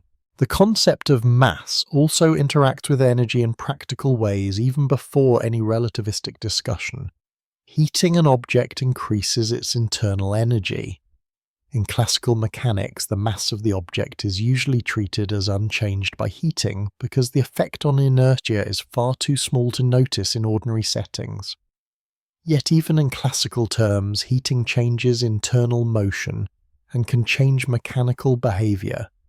It can change the speed of sound in a material, its elastic constants, and how it deforms under force. These changes can alter how the object responds to applied forces, which can be mistaken for a change in mass if the measurement method is not careful. For example, a heated spring changes stiffness, altering oscillation periods that might be used to infer mass. The lesson here is not that mass is changing appreciably in everyday conditions, but that measurement methods must separate the property being measured from the behavior of the instrument and the environment. Systems with changing mass provide a direct test of how inertia is treated. A rocket accelerates by expelling mass. If one tries to apply the simplest form of Newton's second law, without caution, confusion can arise because the mass of the rocket is not constant. The correct treatment uses conservation of momentum for the rocket plus exhaust system. The rocket gains momentum in one direction as exhaust carries momentum in the opposite direction. The thrust force is related to the rate at which mass is expelled and the exhaust velocity relative to the rocket. This shows that mass can be a dynamic quantity in a system, and that the inertia relevant to acceleration is tied to the instantaneous mass of the moving body. It also shows that forces can arise internally in a larger system, and that careful definition of the system boundary matters. The rocket example is a reminder that mass is not just a label attached to an object, but a parameter in dynamical laws that must be applied with attention to how matter flows. In fluids, inertial mass appears in the resistance of a fluid to acceleration and in the momentum flux carried by moving fluid. A boat moving through water experiences drag, and the water itself must be accelerated and displaced, effectively adding to the inertia of the boat fluid system. This is sometimes described as added mass. It is not an increase in the boat's intrinsic mass, but an effect of coupling to surrounding fluid. Similar effects appear in air and in other media. These examples highlight that inertial response can be influenced by the environment, and that measured resistance to acceleration can include contributions from the motion of surrounding material. Again, the point is not to blur the definition of mass, but to clarify how experiments must isolate the object's inertia from coupled dynamics. At a deeper conceptual level within classical physics, inertial mass is remarkably consistent. It does not depend on the direction of motion, the history of the object, or its composition in any way that is apparent in ordinary experiments. A block of wood and a block of metal with the same mass accelerate the same way under the same force aside from differences in friction and deformation. This universality is part of why mass functions as a simple scalar quantity in classical mechanics. Yet this simplicity is an empirical feature, not an inevitable logical outcome. It reflects that at the scales where classical mechanics applies the complex internal structure of matter, averages out into a single parameter for translational inertia. The moment of inertia shows that distribution matters for rotation, but for translation the centre of mass motion depends only on total mass and external forces. Inertial mass also appears in the concept of centre of mass. For a system of particles, the centre of mass is the weighted average of positions with weights given by masses. The centre of mass moves as if all external forces act on a single point mass, equal to the total mass provided. Internal forces cancel and mass is constant. This provides a powerful simplification. It allows complex systems to be treated as simple bodies for many purposes, while internal motions are treated separately. Yet it also shows where the simplification can break. If mass changes within the system, or if significant external forces act differently on different parts, the centre of mass behaviour must be treated with care. This region ends with inertial mass as the core parameter that governs resistance to acceleration and organises the laws of motion. It is measurable without gravity through oscillations and through momentum exchange. It extends into rotation through moments of inertia and into fluid coupling through added mass effects. It remains stable and universal within the domain of classical mechanics, even as measurement methods must guard against instrument and environment effects. The next inward step will tighten the link between mass and energy by examining cases where mass seems to change in reactions and decays, and by introducing mass-energy equivalence in plain terms, moving from classical bookkeeping to the modern framework where mass is one way energy appears in a system's inertia. The inward path now moves from mass as a parameter in classical motion to mass as part of a broader accounting of energy in modern physics. The shift is not a change in tone, but a change in what must be kept track of. In many everyday situations, mass appears constant and separate from energy. A hot object cools a battery, discharges a chemical reaction, releases heat, yet the masses involved seem unchanged. At the precision of ordinary scales, they effectively are. But careful measurement and modern theory show that mass and energy are linked. The link is not mystical and does not require any dramatic interpretation. It is an extension of the idea that energy contributes to inertia. When energy is stored in a system, the system resists acceleration slightly more than when that energy is absent. When energy leaves the system, its inertia decreases slightly. This is the sense in which mass and energy are equivalent. In this region, the focus stays with concrete processes, where energy bookkeeping is already familiar, then moves to nuclear and particle processes, where the link becomes unmistakable and finally clarifies what is meant by the mass of a system. A useful starting point is to treat a physical system as something that can store energy in different forms. A compressed spring stores elastic energy. A charge capacitor stores electrical energy. A hot object stores thermal energy in the microscopic motion of its particles. A bound system of particles stores binding energy which can be negative relative to separated parts, meaning energy is released when the bound state forms. In classical mechanics, these energies influence motion because they can be converted to kinetic energy, but the total mass of the system is treated as the same regardless of internal energy. In modern physics, the total inertia of the system depends on its total energy content, including internal energy. The effect is usually tiny because the conversion factor between familiar energy units and macroscopic mass is large. That is why everyday mass appears constant. Yet the principle becomes crucial when energies per particle are large, as in nuclear reactions and in particle physics. Chemical reactions provide a gentle bridge. When hydrogen and oxygen combine to form water, energy is released as heat and light. The molecules in water are in a lower energy configuration than the separate molecules of hydrogen and oxygen.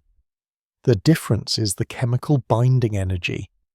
In principle, the mass of the products is slightly less than the mass of the reactants by an amount corresponding to the released energy.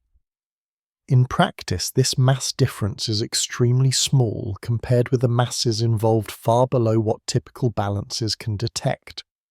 The same principle applies when a battery discharges. Electrical energy leaves the battery and does work and produces heat. The battery's mass decreases by a tiny amount corresponding to the energy delivered. The decrease is real in principle, but it is minuscule. These examples show that the equivalence between mass and energy is already present in ordinary processes. It is simply hidden by the scale of energies involved. Nuclear processes make the link much more apparent, because nuclear binding energies are far larger per unit mass than chemical binding energies. In a nucleus, protons and neutrons are bound by the strong nuclear force. The mass of a bound nucleus is not equal to the sum of the masses of its free protons and neutrons. It is less because energy is released when the nucleus forms, and that energy corresponds to a loss of mass in the final bound system.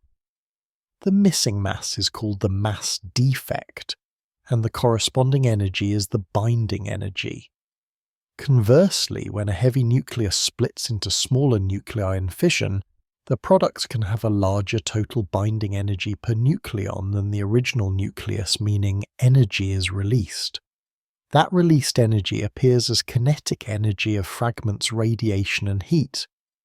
The energy release corresponds to a decrease in the total mass of the final products compared with the initial nucleus. Infusion-like nuclei combine into heavier nuclei with higher binding energy per nucleon, up to a point releasing energy and decreasing total mass in the process. In stars, fusion converts hydrogen into helium and then into heavier elements in later stages, releasing energy that supports the star against gravity and produces starlight.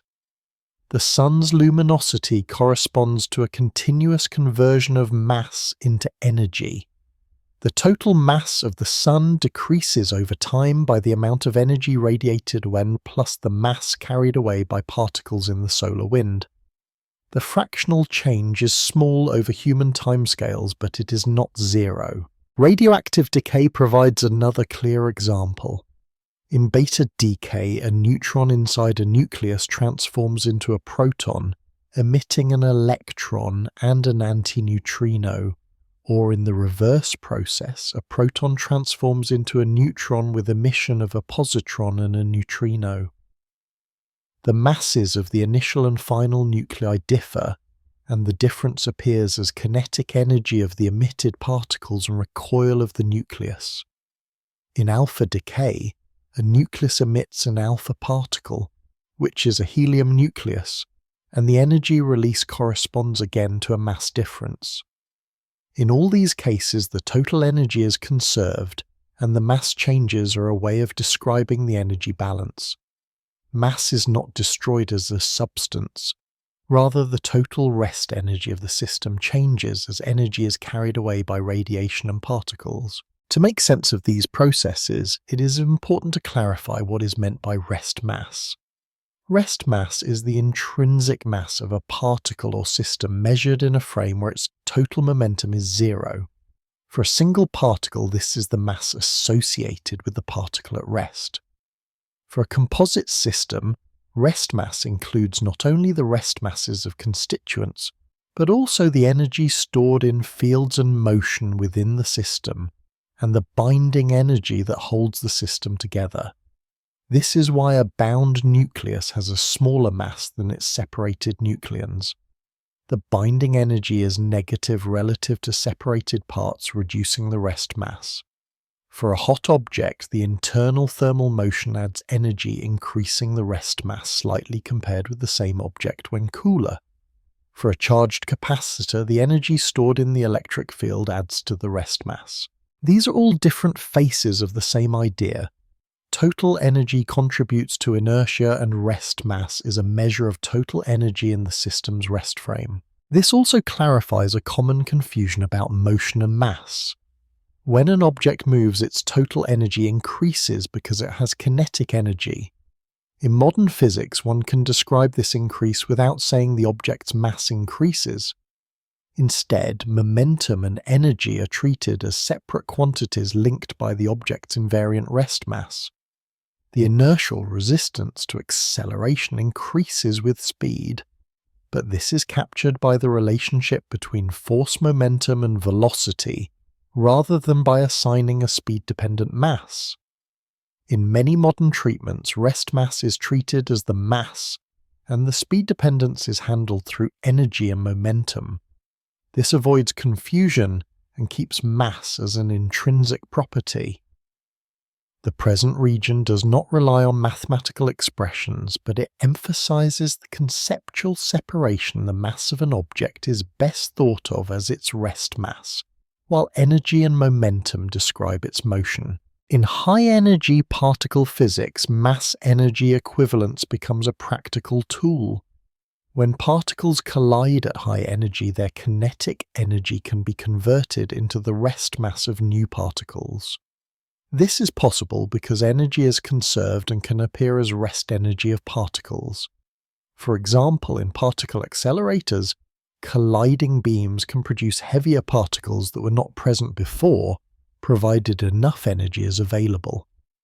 Conversely, heavy unstable particles can decay into lighter particles, with the difference in rest mass appearing as kinetic energy of the decay products and as energy carried by photons or other particles. These processes are everyday work in particle physics experiments, and the measured masses of particles are inferred from energy and momentum conservation using detectors that track particle trajectories and measure energies. Within this region, what remains uncertain is not the equivalence itself, which is thoroughly tested, but the deeper question of where the rest mass of ordinary matter originates. It is clear that rest mass of composite systems includes binding energy and internal energy. It is clear that nuclear binding energy accounts for small but important differences between atomic masses. It is clear that energy can transform into particle rest mass and vice versa. Yet when one asked what sets the rest masses of the fundamental particles themselves, the discussion must move inward again. Some particle masses arise through interactions with fields, and most of the mass of protons and neutrons arises from energy associated with the strong force, rather than from the bare masses of their quark constituents. That deeper accounting belongs to later sections. For now, the focus remains on the principle that mass is not merely a count of matter, but a measure of total energy content in a rest frame, and that changes in internal energy, binding energy, and particle content can change a system's mass. This region ends with mass as a bookkeeping tool for energy that is anchored in the behavior of systems under acceleration. When energy is stored, inertia increases. When energy is released, inertia decreases. Chemical processes show the principle faintly, nuclear processes show it strongly, and particle reactions show it in its most direct form. Rest mass provides a stable way to describe these changes without treating mass as dependent on speed. With this foundation, the path can move inward to the question of particle masses and the mechanisms that give elementary particles their measured rest masses, beginning with the role of the Higgs field in the Standard Model framework. The inward step now enters the particle description of matter and asks how modern physics accounts for the rest masses of elementary particles. This region stays within the established framework known as the Standard Model of particle physics. The Standard Model is a set of fields and interactions that describes known elementary particles and 3 of the 4 fundamental forces: electromagnetic, weak, and strong. Gravity is not included in this model, and that absence is a boundary that will matter later. Within the Standard Model, particles are excitations of fields, and there are properties including mass arise from how these fields interact. The central mechanism for giving mass to many elementary particles is the Higgs field. The Higgs field is not an added decoration. It is required within the Standard Model to make the weak force behave consistently and to allow particles like the W and Z bosons to have mass while keeping the theory mathematically well behaved. The discovery of the Higgs boson, a quantum excitation of the Higgs field, confirms that this mechanism operates in A. Yet this region also keeps a clear limit. The Higgs mechanism explains certain aspects of particle masses, but it does not account for all mass in the material world, and it does not answer why the Higgs field has the value it has or why particle masses take their particular values. A starting point is to clarify what is meant by an elementary particle in this context. In the Standard Model, quarks and leptons are elementary matter particles. Electrons are leptons. Neutrinos are leptons as well, though their masses are extremely small and require an extension of the simplest Standard Model description. Protons and neutrons are not elementary. They are composite particles made of quarks bound by gluons, the carriers of the strong force. Photons are carriers of the electromagnetic force and are massless. Gluons are carriers of the strong force and are also massless in the Standard Model, though they are confined within hadrons. The W and Z bosons carry the weak force and are massive. The Higgs boson is associated with the Higgs field and is massive. Mass here refers to rest mass, the intrinsic inertia of a particle in its rest frame. Within quantum field theory, a mass term in the equations describes how a field's excitations behave and how energy relates to momentum for that particle. Some fields naturally allow a mass term, while for others adding such a term would violate the symmetries that make the theory consistent with observed forces. For the weak force, the symmetry structure requires that the force carriers begin massless in the symmetric form of the theory. Yet observations show that the weak force is short range, and that its carriers, the W and Z bosons, behave as massive particles. The Higgs mechanism resolves this by allowing the symmetry to be present in the underlying equations while being hidden in the lowest energy state of the universe. This is called spontaneous symmetry breaking. The phrase can sound dramatic, but in this context it means that while the laws have a symmetry, the vacuum state does not share it in a simple way. The Higgs field is a field that permeates space. In the lowest energy state, the Higgs field has a non-zero value everywhere, often called its vacuum expectation value.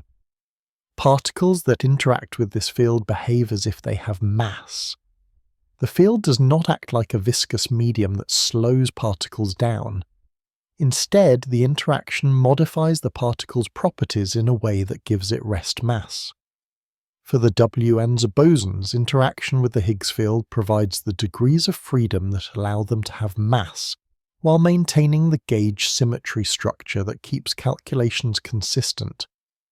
In this sense, the Higgs field is intimately tied to why the weak force is short-range. A massless force carrier leads to a long-range force, as with the photon in electromagnetism. A massive force carrier leads to a force that drops off rapidly with distance matching the observed short range of the weak interaction.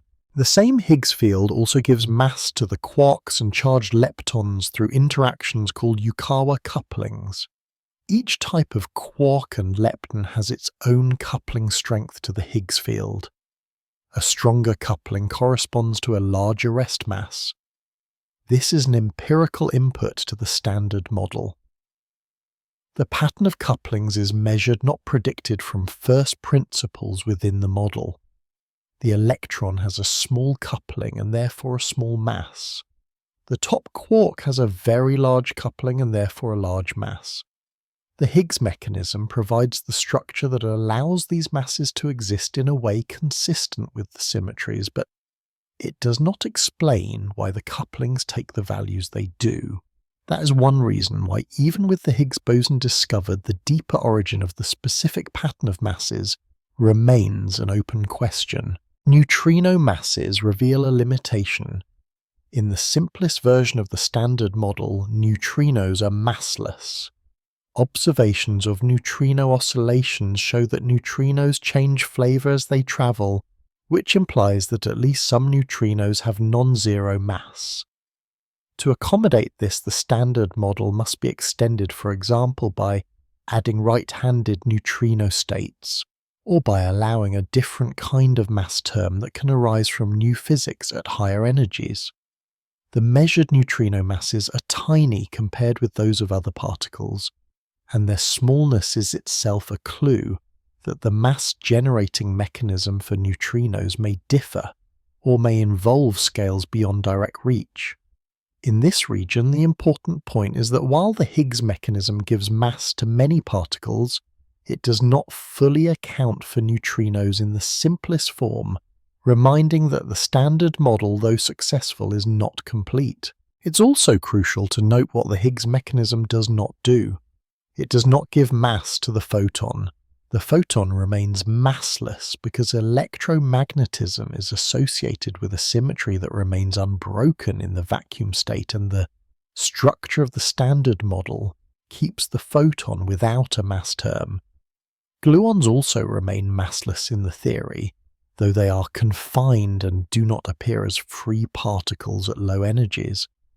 The Higgs mechanism therefore does not make everything massive. It makes specific particles massive in a way tied to the breaking pattern of the electroweak symmetry. The Higgs boson itself is a quantum excitation of the Higgs field. It can be produced in high-energy collisions and decays quickly into other particles. Its discovery confirms that a field with the required properties exists. Measurements of its mass and its couplings to other particles test the standard model. So far, the observed properties align closely with expectations within measurement uncertainties. Though research continues to refine these measurements and to search for deviations that might indicate new physics, the Higgs field is therefore not a hypothetical patch, it's a measured part of the particle world. Yet the measured Higgs boson mass and the stability of the Higgs field's vacuum state raise theoretical questions such as why the Higgs mass is at the value observed, rather than being driven to much larger values by quantum effects, a concern often discussed under the heading of naturalness. These questions remain matters of theoretical investigation and do not change the operational success of the standard model in describing particle masses and interactions at accessible energies. In the everyday world, it is tempting to hear that the Higgs field gives particles mass, and conclude that it gives the world most of its mass. This is not correct. The Higgs mechanism accounts for the rest masses of elementary quarks and leptons and for the U and Z bosons. But most of the mass of ordinary matter, meaning the mass of protons and neutrons and therefore of atomic nuclei, is not simply the sum of the Higgs-given masses of quarks. Protons and neutrons are much heavier than the bare masses of the quarks they contain. Their mass arises mainly from the energy of the strong force fields and the motion of quarks and gluons confined within them. That source of mass is not directly set by the Higgs field, though the Higgs-given quark masses do play a role in details such as the masses of different hadrons and the stability of nuclei. The main contribution to the mass of visible matter is therefore tied to the strong interaction and to quantum chromodynamics, the theory of quarks and gluons. That deeper account belongs to the next inward step. This region ends with a careful framing within the Standard Model. Many elementary particle masses arise from their interaction with the Higgs field, a field that fills space and has a non-zero vacuum value. The Higgs mechanism makes the weak force carriers massive and short-range and gives quarks and charged leptons their rest masses through measured couplings. Neutrinos indicate that additional physics is required beyond the simplest Standard Model. The Higgs field is real in the sense that its boson has been observed and studied, yet the pattern of masses and couplings is not explained from first principles within the model. And most of the mass of ordinary matter is still not accounted for at this level, because composite particle masses are dominated by strong interaction energy. The path therefore continues inward to the structure of protons and neutrons, and to the binding energy that constitutes most of their mass. The inward step now reaches the place where most of the mass of everyday matter is actually located inside protons and neutrons, and more broadly inside the bound systems of quarks and gluons, described by quantum chromodynamics, the theory of the strong interaction. A proton or neutron is not simply a bag holding three quarks whose masses add up to the mass of the whole. The quarks in a proton are light, and their Higgs-given rest masses contribute only a small fraction of the proton's mass. The bulk of the proton's mass arises from energy in the specific sense that energy stored in strong force fields and in the motion of confined quarks and gluons contributes to the rest mass of the composite system. This is a precise and testable statement within modern physics, not a metaphor. It is why the mass of a proton is much larger than the sum of the rest masses of its constituent up and down quarks. It's also why most of the mass of ordinary atoms, which is concentrated in nuclei made of protons and neutrons, is ultimately mass of strong interaction energy. Quantum chromodynamics, often shortened to QCD, describes how quarks interact by exchanging gluons. Gluons carry the strong force and also interact with each other, because the strong force is based on a kind of charge called color charge. Color here is a label for the mathematical structure of the interaction, not a visual color. Because gluons carry color charge, they can bind to one another as well as to quarks, creating a complex dynamic field inside hadrons, which are particles made of quarks such as protons and neutrons. Defining feature of QCD is confinement quarks, and gluons are not observed as free particles at low energies. They are confined within hadrons. Another key feature is asymptotic freedom at very high energies or very short distances. Quarks interact more weakly, behaving more like free particles. At the energies relevant inside a proton, the interaction is strong and the proton is a seething system of quarks and gluons rather than a static arrangement of three quarks sitting still. To understand how this produces mass, it helps to focus on the idea of a composite system's rest mass as its total energy in the frame where the system's total momentum is zero. Inside a proton at rest, quarks and gluons are moving and interacting. Their kinetic energy, the energy of their motion, contributes to the total energy. The strong force fields between them also store energy, much as an electric field stores energy between charged objects, but with important differences, because the strong interaction behaves differently with distance. In QCD, the energy associated with separating quarks grows in such a way that it becomes energetically favourable to create new quark-antiquark pairs rather than to isolate a single quark. This is one way confinement manifests. The proton's rest mass includes this continual field energy and motion energy along with contributions from quantum fluctuations. When all these contributions are combined, the total rest energy corresponds to the proton's mass. The scale that sets the proton's mass is not the Higgs field directly, but the characteristic energy scale of QCD itself. Even if the up and down quarks were massless, QCD would still generate a mass scale for hadrons through the dynamics of the strong interaction. In the real world, the up and down quarks have small but non-zero masses, and these masses do affect the masses of hadrons and the differences between them. But the dominant contribution remains the strong interaction energy. This is why the mass of a proton is similar in scale to the mass of a neutron, and why both are much larger than the masses of the light quarks. It is also why the mass of the pion, a lighter meson made of a quark and an antiquark, is relatively small compared with a proton, because pions are tied to the approximate symmetry of QCD known as chiral symmetry, and its breaking which makes them behave like pseudo-Goldstone bosons. This detail underscores that hadron masses are emergent outcomes of QCD dynamics rather than simple sums. Evidence for this picture comes from several directions. High-energy scattering experiments such as deep inelastic scattering probe the internal structure of protons by firing electrons or other particles at them and observing how they scatter. These experiments reveal that protons contain point-like constituents that carry fractions of the proton's momentum. The distribution of these momentum fractions, called Parton distribution functions, shows that gluons carry a substantial portion of the proton's momentum, especially at high energies. This indicates that gluons are not minor players. They are central to the proton's internal dynamics.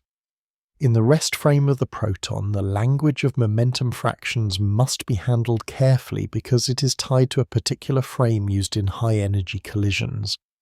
But the broader lesson stands: the proton is filled with gluon activity, and with quark-antiquark pairs in addition to its valence quarks. This complex internal sea reflects the strong interaction's ability to create and annihilate quark pairs and to store energy in fields. A more direct computational demonstration comes from lattice QCD. In this approach, spacetime is represented as a discrete grid, and the equations of QCD are solved numerically. By simulating quarks and gluons on this lattice and tuning input parameters to match known quantities, physicists compute hadron masses from first principles within QCD. These calculations have improved greatly over time as computing power increases and as methods refine. They reproduce the masses of many hadrons with increasing accuracy and show explicitly that the proton mass arises primarily from QCD dynamics.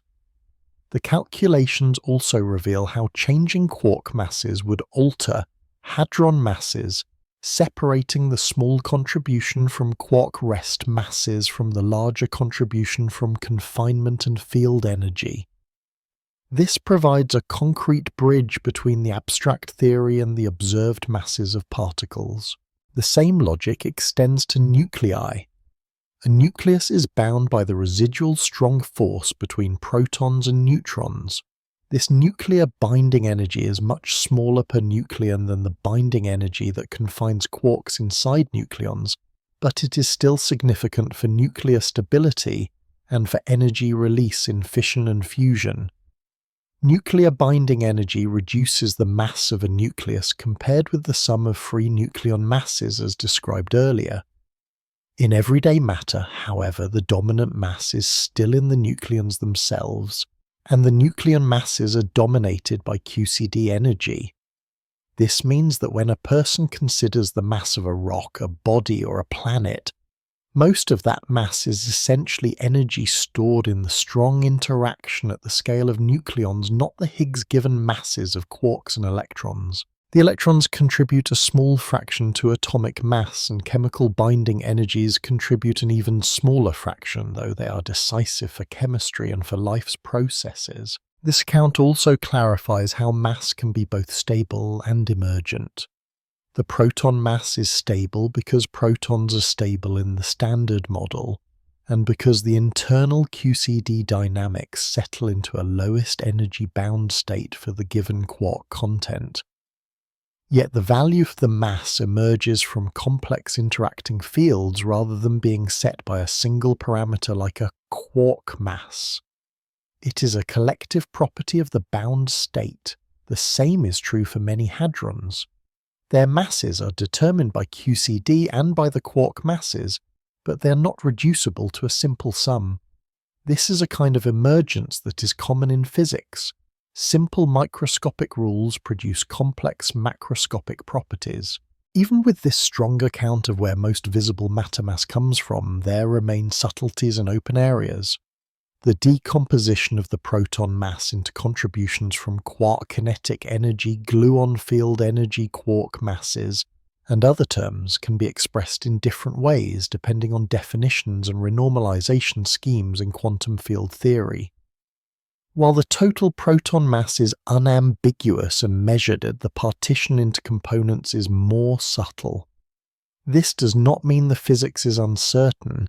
It means that in quantum field theory, separating a total into parts depends on how fields are defined and how energies are attributed. Experimental efforts and theoretical work continue to connect these decompositions to measurable quantities, improving understanding of how energy and momentum are distributed among quarks and gluons. This region ends with the central inward conclusion about ordinary matter. Most of the mass of the everyday world is not the sum of the rest masses of fundamental constituents in the naive sense. It is largely the rest energy of bound states governed by the strong interaction arising from the dynamic energy of quarks and gluons confined within protons and neutrons. The Higgs field is essential for giving quarks and electrons their masses and for the structure of the Standard Model, but the dominant contribution to the mass of atoms is QCD binding and motion energy. Having reached this deep interior of ordinary matter, the path is prepared for the final inward step that remains the points where the story is still incomplete, including the nature of dark matter, the meaning of mass in gravity, and why inertial and gravitational mass align so precisely across all known tests. The inward step now reaches the place where most of the mass of everyday matter is actually located inside protons and neutrons, and more broadly inside the bound systems of quarks and gluons described by quantum chromodynamics, the theory of the strong interaction. A proton or neutron is not simply a bag holding three quarks whose masses add up to the mass of the whole. The quarks in a proton are light, and their Higgs-given rest masses contribute only a small fraction of the proton's mass. The bulk of the proton's mass arises from energy in the specific sense that energy stored in strong force fields and in the motion of confined quarks and gluons contributes to the rest mass of the composite system. This is a precise and testable statement within modern physics, not a metaphor. It is why the mass of a proton is much larger than the sum of the rest masses of its constituent up and down quarks. It's also why most of the mass of ordinary atoms, which is concentrated in nuclei, made of protons and neutrons, is ultimately mass of strong interaction. Quantum chromodynamics, often shortened to QCD, describes how quarks interact by exchanging gluons. Gluons carry the strong force and also interact with each other, because the strong force is based on a kind of charge called color charge. Color here is a label for the mathematical structure of the interaction, not a visual color. Because gluons carry color charge, they can bind to one another as well as to quarks, creating a complex dynamic field inside hadrons, which are particles made of quarks such as protons and neutrons. A defining feature of QCD is confinement. Quarks and gluons are not observed as free particles at low energies. They are confined within hadrons. Another key feature is asymptotic freedom. At very high energies or very short distances, quarks interact more weakly, behaving more like free particles. At the energies relevant inside a proton, the interaction is strong and the proton is a seething system of quarks and gluons rather than a static arrangement of three quarks sitting still. To understand how this produces mass, it helps to focus on the idea of a composite system's rest mass as its total energy in the frame where the system's total momentum is zero. Inside a proton at rest, quarks and gluons are moving and interacting. Their kinetic energy, the energy of their motion, contributes to the total energy. The strong force fields between them also store energy, much as an electric field stores energy between charged objects, but with important differences because the strong interaction behaves differently with distance. In QCD, the energy associated with separating quarks grows in such a way that it becomes energetically favorable to create new quark-antiquark pairs rather than to isolate a single quark. This is one way confinement manifests. The proton's rest mass includes this continual field energy and motion energy along with contributions from quantum fluctuations. When all these contributions are combined, the total rest energy corresponds to the proton's mass. The scale that sets the proton's mass is not the Higgs field directly, but the characteristic energy scale of QCD itself. Even if the up and down quarks were massless, QCD would still generate a mass scale for hadrons through the dynamics of the strong interaction. In the real world, the up and down quarks have small but non-zero masses, and these masses do affect the masses of hadrons and the differences between them, but the dominant contribution remains the strong interaction energy. This is why the mass of a proton is similar in scale to the mass of a neutron, and why both are much larger than the masses of the light quarks.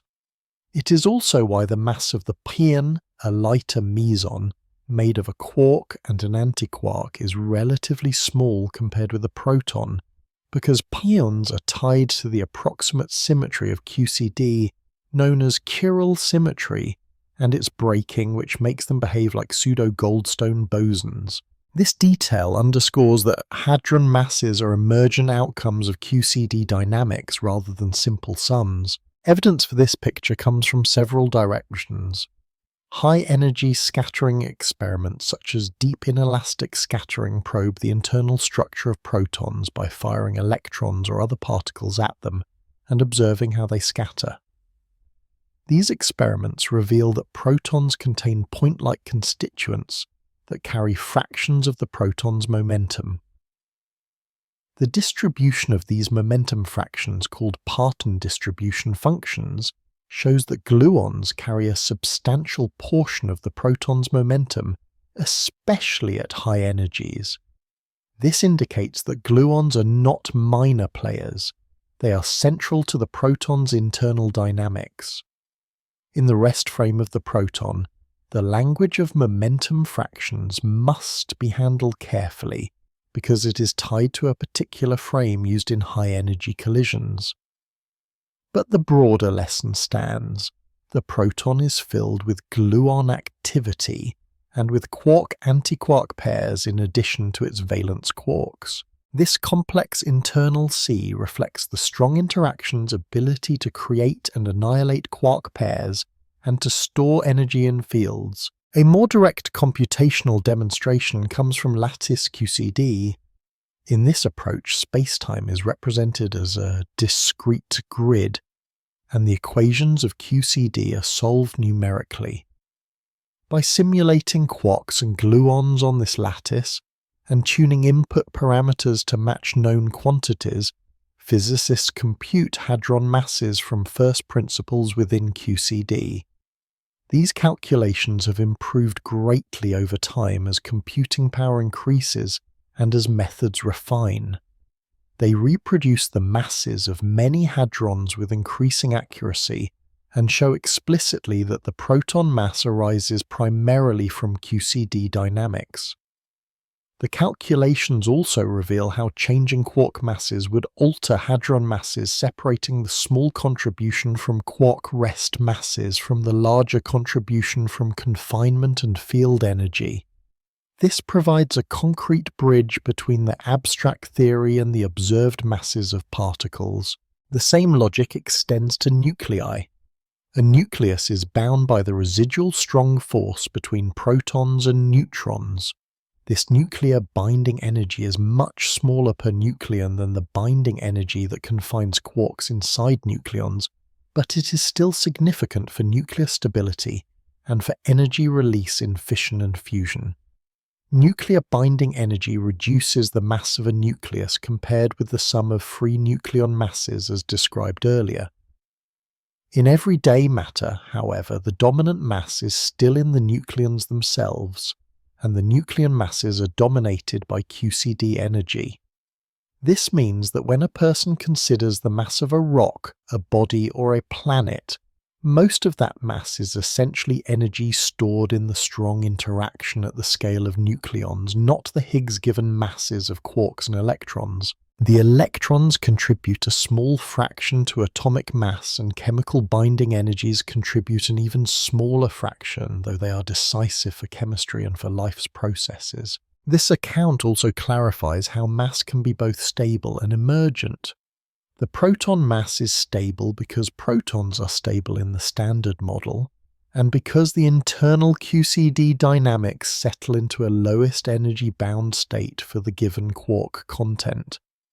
Yet the value of the mass emerges from complex interacting fields rather than being set by a single parameter like a quark mass. It is a collective property of the bound state. The same is true for many hadrons. Their masses are determined by QCD and by the quark masses, but they are not reducible to a simple sum. This is a kind of emergence that is common in physics. Simple microscopic rules produce complex macroscopic properties. Even with this strong account of where most visible matter mass comes from, there remain subtleties and open areas. The decomposition of the proton mass into contributions from quark kinetic energy gluon field energy quark masses and other terms can be expressed in different ways depending on definitions and renormalization schemes in quantum field theory. While the total proton mass is unambiguous and measured, the partition into components is more subtle. This does not mean the physics is uncertain. It means that in quantum field theory, separating a total into parts depends on how fields are defined and how energies are attributed. Experimental efforts and theoretical work continue to connect these decompositions to measurable quantities, improving understanding of how energy and momentum are distributed among quarks and gluons. This region ends with the central inward conclusion about ordinary matter. Most of the mass of the everyday world is not the sum of the rest masses of fundamental constituents in the naive sense. It is largely the rest energy of bound states governed by the strong interaction arising from the dynamic energy of quarks and gluons confined within protons and neutrons. The Higgs field is essential for giving quarks and electrons their masses and for the structure of the Standard Model, but the dominant contribution to the mass of atoms is QCD binding and motion energy. Having reached this deep interior of ordinary matter, the path is prepared for the final inward step that remains the points where the story is still incomplete, including the nature of dark matter, the meaning of assing gravity, and why inertial and gravitational mass align so precisely across all known tests.